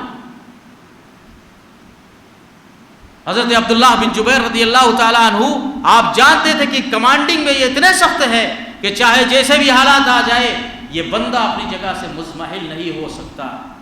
چنانچہ عبداللہ بن جبیر کی کمانڈنگ میں 50 افراد کو اوپر کھڑا کیا. جب انہوں نے دیکھا کہ جنگ جو ہے مسلمانوں کے فیور میں آ رہی ہے، ان لوگوں نے پہاڑ کو چھوڑنا شروع کیا. عبداللہ بن جبیر نے کہا کہ اے اللہ کے بندو، اللہ کے نبی نے منع کیا ہے، اللہ کے نبی نے پہاڑ چھوڑنے سے منع کیا ہے، کیسے تم پہاڑ چھوڑ رہے ہو؟ تو کہا کہ عبداللہ، ہم اپنی آنکھوں سے دیکھ رہے کہ مشرکین بھاگ رہے ہیں، ہماری آنکھوں سے نظر آ رہا ہے کہ مسلمان مال غنیمت سمیٹ رہے ہیں، سب جمع کر رہے ہیں، تو ہمارا بھی حق بن رہا ہے. یہاں بہت ہی عظیم نقطہ دیا گیا، سنت پر عمل کرنے کا ایک عظیم نقطہ جو اس جنگ احد کے اندر دیا گیا کہ اگر ایک طرف نبی کی سنت ہے، نبی کا آرڈیننس ہے، نبی کا قانون ہے، نبی کی سنت ہے، نبی کا حکم ہے، اس کے مقابلے میں اگر ہماری عقل آ جائے، اگر ہماری عقل آ جائے تو ہماری عقل چاہے کتنی اونچی ہو، ہمیں اپنی عقل سے صحیح نظر آ رہا ہے، نبی کی سنت کے مقابلے میں اللہ کی قسم صحیح نہیں ہو سکتی. یہ بہت بڑا سبق دیا صحابہ اکرام کو دیا گیا اس جنگ کے اندر کہ نبی کا آرڈر آ جائے تو نبی کے آرڈر کے آگے میرے اور اب آپ کے عقل کی کوئی اوقات اور کوئی وقت نہیں، کوئی حیثیت نہیں. اور جنگ بدر کے اندر مسلمانوں کی فتح ہوئی، جنگ احد کے اندر یہ سبق مسلمانوں کو ملنا بہت ضروری تھا، کیونکہ اسی ایک سبق کی وجہ سے آئندہ آنے والے صحابہ کی زندگی میں آپ صحابہ کے کسی ایک صحابی کی زندگی میں سنت کی مخالفت کو نہیں پاؤ گے. اللہ کے نبی صلی اللہ علیہ وسلم کہہ دیں ممبر پر کھڑے ہو کر کہ بیٹھ جاؤ، تو اس دور سے آنے والے شخص کو ایسا محسوس ہوتا کہ یہ حکم میرے لیے. تو سنت کی اہمیت کو اس جنگ کے اندر اجاگر کیا گیا کہ نبی نے آرڈر دیا کہ پہاڑ نہیں چھوڑنا ہے. ہم نے اپنی عقل لگائی اور اس کا خمیازہ جیتی ہوئی جنگ ہار میں تبدیل ہو گئی. نبی کی سنت کے مقابلے میں عقل کو لگاؤ گے, اپنے عقل کو پیمانہ بناؤ گے, اپنے فلسفی کو پیمانہ بناؤ گے, اپنے علم کلام کو پیمانہ بناؤ گے, تو ایک جیتی ہوئی جنگ بھی ہار میں تبدیل ہو سکتی ہے. یہ سبق آئندہ آنے والی جنگوں کے لیے, آئندہ آنے والی فتوحات کے لیے, آئندہ آنے والے مسلمانوں کے یورپ تک پھیلنے اور 3 بڑے بڑے انٹر کانٹیننٹل کو فتح کرنے کے لیے ایک عظیم سبق تھا مسلمانوں کے سامنے. چنانچہ انہوں نے پہاڑ چھوڑ دیا. مشکل سے 10 افراد باقی رہ گئے. عبداللہ بن جبیر نے کہا کہ اللہ کی قسم اگر سارے چلے جائیں میں اکیلا یہاں باقی رہوں. یہ ہوتی ہے کمانڈنگ, یہ ہوتا ہے اپنے ہاتھ میں کسی رسپانسبلٹی کو لینے کے بعد اسے ادا کرنا. خالد بن ولید کو اس بات کا احساس ہو چکا تھا کہ یہاں ہمارے ساتھ کوئی سیاسی کھیل اور پیترا کھیلا جا رہا ہے. ساری نگاہ ان کی اس پہاڑ کی طرف تھی. دیکھا کہ پہاڑ خالی ہو رہا ہے, افراد بہت کم نظر آ رہے ہیں. اپنے دستے کو انہوں نے لیا. ابو سفیان اور ان کا لشکر جو پیچھے کی طرف بھاگ رہے تھے, ان میں یہ انفارمیشن بھیجی کہ مجھے نہیں معلوم, میمنہ کے ذمہ دار تھے. اس وقت لشکر 3 حصوں میں تقسیم ہوتا تھا اور تینوں کے اپنے اپنے کمانڈر ہوا کرتے تھے. خالد بن ولید نے اپنے امیر کی مخالفت کرتے ہوئے اپنے آرڈیننس پہ یہ حکم جاری کیا کہ میں مسلمانوں کے درمیان میں گھسنے جا رہا ہوں پیچھے کی طرف سے, مجھے نہیں معلوم میرا انجام کیا ہو.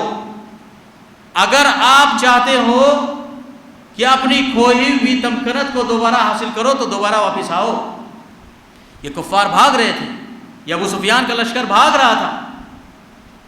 خالد بن ولید نے جب یہ ڈیسیژن لیا اور آگے کی طرف بھیجے کفار کو, جب خالد بن ولید کا یہ آرڈیننس ملا کہ انہوں نے ایسا حکم جاری کیا ہے اور یہ پیچھے کی طرف سے اپنی فوج کو مسلمانوں کے درمیان میں جھونک چکے ہیں, تو اب ایک ہی راستہ تھا کہ کفار اپنی فوج کو دوبارہ جمع کریں.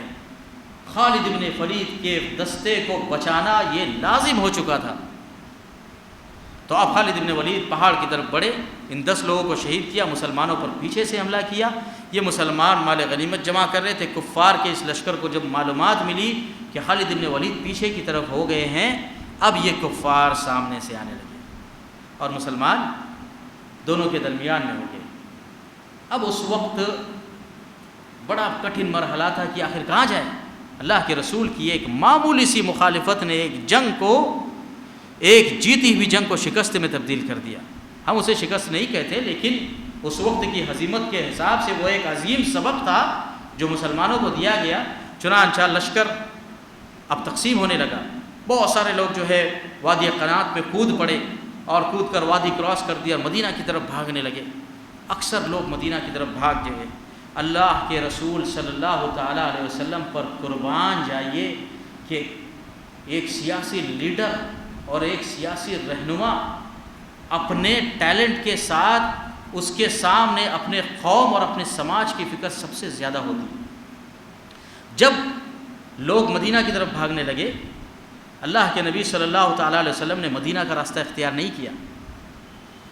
کیوں نہیں اختیار کیا؟ آپ نے ٹوٹلی اپوزٹ سائڈ کا راستہ اختیار کیا, احد پہاڑ کی طرف, اور لوگوں کو آواز لگائی کہ لوگوں میرے اطراف میں آ جاؤ, میری طرف آ جاؤ.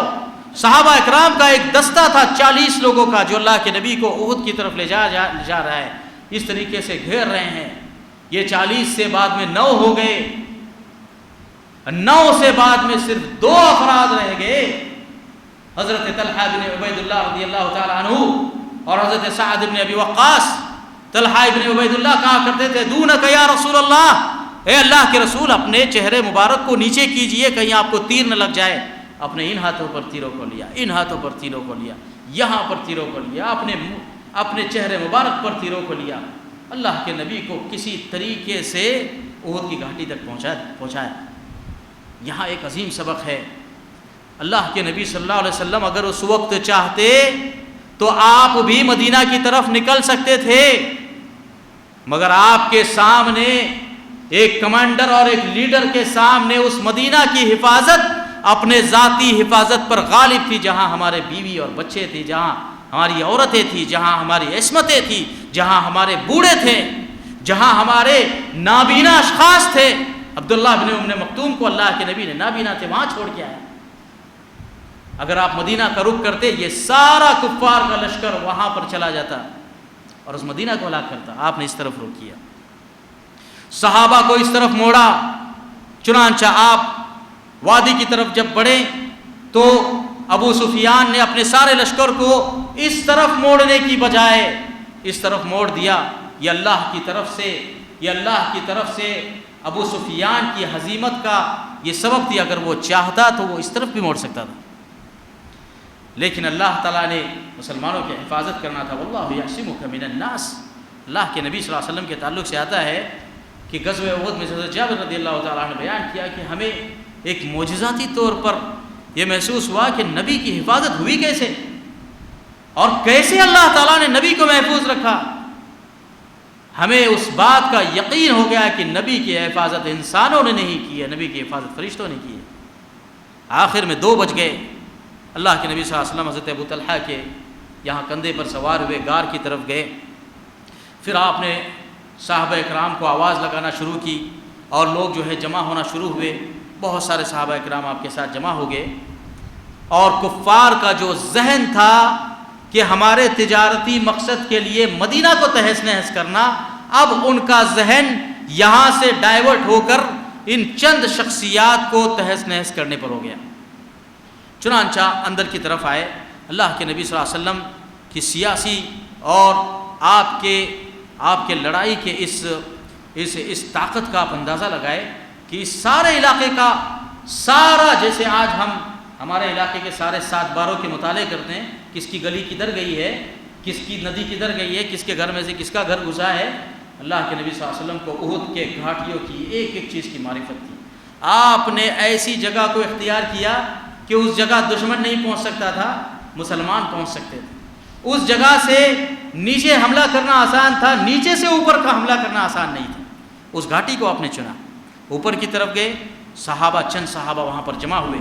ابو سفیان ڈھونڈتے ڈھونڈتے وادی میں کہاں ہے محمد، کہاں ہے ابن ابی قحافہ، ڈھونڈتے ڈھونڈتے اندر چلے گئے۔ تو انہیں احساس ہوا کہ اوپر کی طرف سے آواز آ رہی ہے اور اس طرف کچھ افراد جمع ہے۔ چنانچہ اس نے آواز لگائی کہ تم کون لوگ ہو؟ اللہ کے نبی صلی اللہ علیہ وسلم نے سارے لوگ خاموش رکھ، آواز نہیں کرو، کلا تجیبو، خاموش رہو۔ کہا حل فیکم محمد، کیا تمہارے درمیان محمد ہے؟ اللہ کے نبی نے کہا خاموش بیٹھو، کسی چیز کا جواب، اگر جواب مل جاتا تو یہ بڑی مصیبت ہوتی۔ کہا جواب مت دو، خاموش بیٹھو۔ پھر کہا حل فیکم ابن ابی قحافہ، قحافہ کا بیٹا زندہ ہے، یعنی ابو بکر صدیق تمہارے درمیان ہے؟ کہا لا تجیبو، کوئی جواب نہ دو۔ کہا حل فیکم عمر، حل فیکم ابن الخطاب، کیا خطاب کا بیٹا تمہارے درمیان موجود ہے؟ اللہ کے نبی صلی اللہ علیہ وسلم نے کہا خاموش بیٹھو، کوئی جواب نہیں۔ حضرت عمر کھڑے ہو گئے، آپ نے انہیں بٹھا دیا۔ سارے زخموں سے چور ہے، سب کے پیشانیوں سے خون بہہ رہا ہے، ہاتھ میں تکلیف ہے، پیروں میں تکلیف ہے، زخم بالکل بھرے ہوئے ہیں۔ ایسی حالتوں میں اللہ کے نبی نے کہا کوئی جواب نہیں دے گا۔ تو اس وقت ابو سفیان نے جو ہے آواز لگائی اور کہا کہ آج یہ پرانی بدر کی لڑائی کا بدلہ ہے، اور آج ہمارا حبل جیت گیا۔ اعلو حبل، آج حبل کی جے ہو، حبل کی جیت ہو، آج ہمارا یہ بت حبل جیت چکا ہے اور تم شکل یافتہ ہو چکے ہو۔ اللہ کے نبی صلی اللہ علیہ وسلم نے کہا اے عمر ابھی جواب دینے کا وقت ہے۔ کہا یا رسول اللہ کیا کہے؟ کہا کہ یہ کہو کہ حبل کی جیت نہیں ہوئی، بلکہ اللہ رب العالمین اللہ اعلی و اجل، اللہ کی ذات پر اعتراض ہوا۔ جب تک ہماری ذات پر اعتراض تھا کوئی جواب نہیں، اللہ کی ذات پر اعتراض ہوا، یہ توحید اور شرک کا مسئلہ ہے۔ کہا ابھی جواب دو۔ چنانچہ آپ نے جواب دیا کہ اللہ رب العالمین اعلیٰ اور اجل ہے. تو کہا کون ہے؟ کہا ابن خطاب، ایک خطاب کا بیٹا عمر ہوں، اور جن جن لوگوں کے تمہوں نے نام لیے ہیں تم یقیناً ذلیل ہوگے. کہا محمد زندہ ہے؟ کہا جواب نہیں دو. کہا ابن ابو قحافہ کہاں ہے؟ کہا جواب نہیں دو. کہا میں ابن خطاب ہوں اور تم ایک دن ذلیل ہو کر رہ جاؤ گے. تو ابو سفیان نے کہا کہ ہمارے پاس تو لنا عزا ولا عزا لکم، آج تو ہم عزت، آج سے ہم عزت والی زندگی جئیں گے. آج ہمارا عزا غالب ہو چکا ہے، ہم دوبارہ واپس جائیں گے، ہماری تجارت دوبارہ صحیح ہوگی، ہمارے قریش کے تعلقات سارے جزیرے کے ساتھ اب دوبارہ درست ہونے والے ہیں. اللہ کے نبی صلی اللہ علیہ وسلم سے ابن خطاب نے کہا کیا جواب دے؟ کہا کہو اللہ مولانا ولا مولا لکم، اللہ ہمارا حفاظت کرنے والا، تمہاری حفاظت والا کوئی نہیں، آگے بھی دیکھ لیا جائے گا. چنانچہ ابو سفیان نے کہا کہ میں تمہیں چھوڑ کر جا رہا ہوں، لیکن میرے پیچھے چند لاشیں ہیں، ان لاشوں کے ہاتھ پیر کاٹنے کا میں نے حکم نہیں دیا ہے. حمزہ کے ہاتھ پیر کاٹے جا چکے ہیں، مصعب کے سر کو، ان کے ہاتھ اور ان کے پیر کو، ان کے کلیجے کو، ہر چیز کو ہم نے کاٹ کے رکھ دیا ہے. یہ میرا حکم نہیں تھا، لیکن اس کے تم مستحق تھے، یہ سزا دے کر ہم واپس جا رہے ہیں. اور اگر آج کے بعد مکہ کی طرف آنکھ اٹھا کر دیکھنے کی کوشش کی تو یہی انجام ہم آپ کا کریں گے. یہ جملہ کہہ کر ابو سفیان واپس ہو گئے، مدینہ کے راستے پر نکلے، آگے کی طرف نکلے. چند لوگوں کو شیطانی خیال آیا، شیطان نے ان کے دل میں ڈالا کہ یار ہم واپس کیوں جا رہے ہیں، ہم نے تو مدینہ کی طرف دیکھا ہی نہیں، مدینہ پہ حملہ تو کیا ہی نہیں، مدینہ کی طاقت تو ختم ہی نہیں کیا. اللہ کے نبی صلی اللہ علیہ وسلم پر قربان جائے کہ قریش کی نفس سے، ان کے نفس سے آپ اچھی طرح واقف تھے کہ ابو سفیان یہاں سے واپس جانے کے بعد کیا کرنے والے ہیں. آپ نے کہا سعد بن ابی وقاص کھڑے ہو جاؤ، فلان اور فلان کھڑے ہو جاؤ، تعاقب کرو، چند افراد کو لے لو اور معلوم کرو کہ ان کی سازش کیا ہے، آگے یہ کیا چاہتے ہیں. چنانچہ جب یہ لوگ آئے کفار کے لشکر کی طرف تو انہوں نے دیکھا کہ لشکر پر یہ لوگ اونٹ پر سوار ہو رہے ہیں. اس وقت قانون یہ تھا کہ اگر جنگ کرنا ہوتی تو گھوڑے پر سوار ہوا کرتے تھے، لیکن اگر سفر کرنا ہو تو اونٹ پر سوار ہوتے تھے. اونٹ پر سوار ہو کر آگے کی طرف جا رہے ہیں. تو انہوں نے اندازہ لگایا کہ ان کا حملے کا کوئی پلان نہیں ہے. لیکن جب تھوڑا آگے کی طرف گئے، یہ واپس آ کر اللہ کے نبی کو خبر دینے ہی والے تھے کہ کفار واپس جا رہے ہیں. ایک نئی انفارمیشن اللہ کے نبی صلی اللہ علیہ وسلم تک پہنچی. یہ آپ کے تعین کردہ جو افراد قبیلوں میں، جھوپڑوں میں اور دیگر مقامات پر ہوا کرتے تھے، ان افراد کے ذریعے سے یہ خبر پہنچائی گئی کہ حمراء الاسد کے مقام پر پہنچ کر ان کا ارادہ چینج ہو چکا ہے اور یہ دوبارہ حملہ کرنا چاہ رہے ہیں.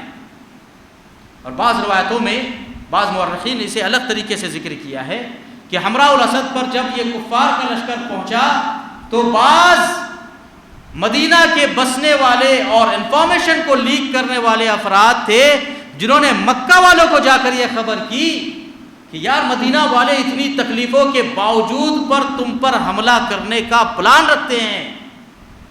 ان الناس قد جمعوا لكم فاخشوهم فزادهم ایمانا. یہ اس وقت نازل ہوئی آیت ہے حمراء الاسد کے موقع پر. مورخین کے بعض مفسرین کے بعض قول کے مطابق، اور یہی قول صحیح بھی ہے، کہ اللہ کے نبی پر کے پاس انفارمیشن ملی کہ حمراء الاسد کے موقع پر، حمراء الاسد ایک پہاڑ ہے مکہ سے 10 کلومیٹر کے فاصلے پر، یہ دوبارہ جمع ہو رہے ہیں، مدینہ پر حملہ کر رہے ہیں، لہٰذا تیار ہو جاؤ. اللہ کے نبی نے صحابہ کو کہا کہ سب اپنے اپنے زخم پہنچو، جو واپس افراد گئے ان کو بلاؤ، جو درمیان میں افراد سب کو جمع کرو اور کوئی بھی مدینہ کی طرف نہیں جائے گا. اسی طریقے سے نہتے حالت میں حمراء الاسد کی طرف جائیں گے. علل اعلان کر دیا، اور یہ اعلان قبل اس کے کہ حمراء الاسد اللہ کے نبی پہنچتے وہ انفارمیشن لیک ہوئی اور وہاں تک پہنچ گئی کفار تک کہ اتنے زیادہ عزائم ان کے بلند ہیں تو ہم ان سے مقابلہ نہیں کر سکتے، ہم ان کو کسی اور مقام پر دیکھیں گے۔ چنانچہ یہ لشکر دوبارہ جو ہے واپس چلا گیا۔ اللہ کے نبی حمراء الاسد گئے، بعض روایتوں میں آتا ہے 3 دن تک آپ نے قیام کیا۔ یہ طاقت تھی، یہ اللہ کے نبی کی شجاعت اور دلیری تھی کہ اتنی تکلیفوں کے باوجود بھی صحابہ کو لڑنے کا اور صحابہ کو برداشت کرنے کا، صبر اور استقامت کی یہ اصول آپ نے سکھائے۔ 3 دن وہاں قیام کیا، اس کے بعد آپ مدینہ واپس آئے اور جو زخمی لوگ تھے، جو وفات شدگان تھے، ان کو دفن کرنے کا حکم دیا۔ بہت ساری عبرتیں ہیں، بہت سارے مقامات ہیں غزوہ احد کے دوران جو ہمیں سیکھنے کی ضرورت ہے اور جن سے عبرتیں حاصل کرنے کی ضرورت ہے۔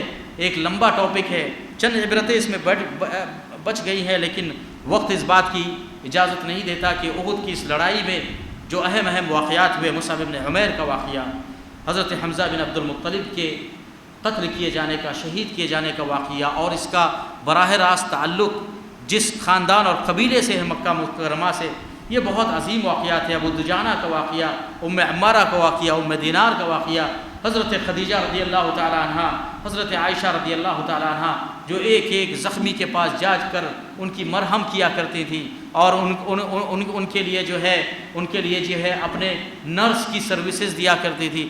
بہت عظیم واقعات اور بہت عظیم عبرتیں اس جنگ احد کے واقعے کے اندر پنہاں ہیں، جو ہمیں آج بھی دعوت اور دستخط دیتی ہے، جن میں سب سے اہم سبق یہ ہے کہ نبی کی سنت، نبی کے قول اور اسٹیٹمنٹ کا مقام، اور نبی پاک صلی اللہ علیہ وسلم جب کوئی ڈیسیزن لے تو اس ڈیسیزن کے مقابلے میں اپنی رائے، اس کے مقابلے میں ہمیں کون سی پالیسی اختیار کرنا چاہیے۔ اس طرح کی بہت ساری عبرتیں ہیں۔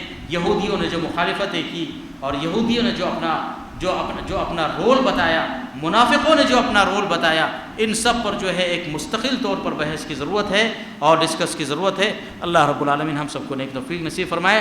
الہ العالمین ہم سب کو اللہ کے نبی صلی اللہ علیہ وسلم کی سیرت کو سمجھنے اور اس پر عمل کرنے کی توفیق نصیب فرمائے۔ الہ العالمین آپ کی سیرت سے ہر محاذ پر ہمیں استفادے کی توفیق نصیب فرمائے، خواہ وہ سیاسی ہو، سماجی ہو، اقتصادی ہو، معاشی ہو، اجتماعی ہو۔ جہاں جہاں اللہ کے نبی صلی اللہ علیہ وسلم کی رہنمائیاں موجود ہے، ان رہنمائیوں کی برکت سے اللہ تعالی ہم سب کو اپنے مسائل کو حل کرنے کی توفیق نصیب فرمائے۔ الہ العالمین ہم سب کو زندہ رکھے تو اسلام پر زندہ رکھے، تو ہمارا خاتمہ ہو تو اسلام پر ہو۔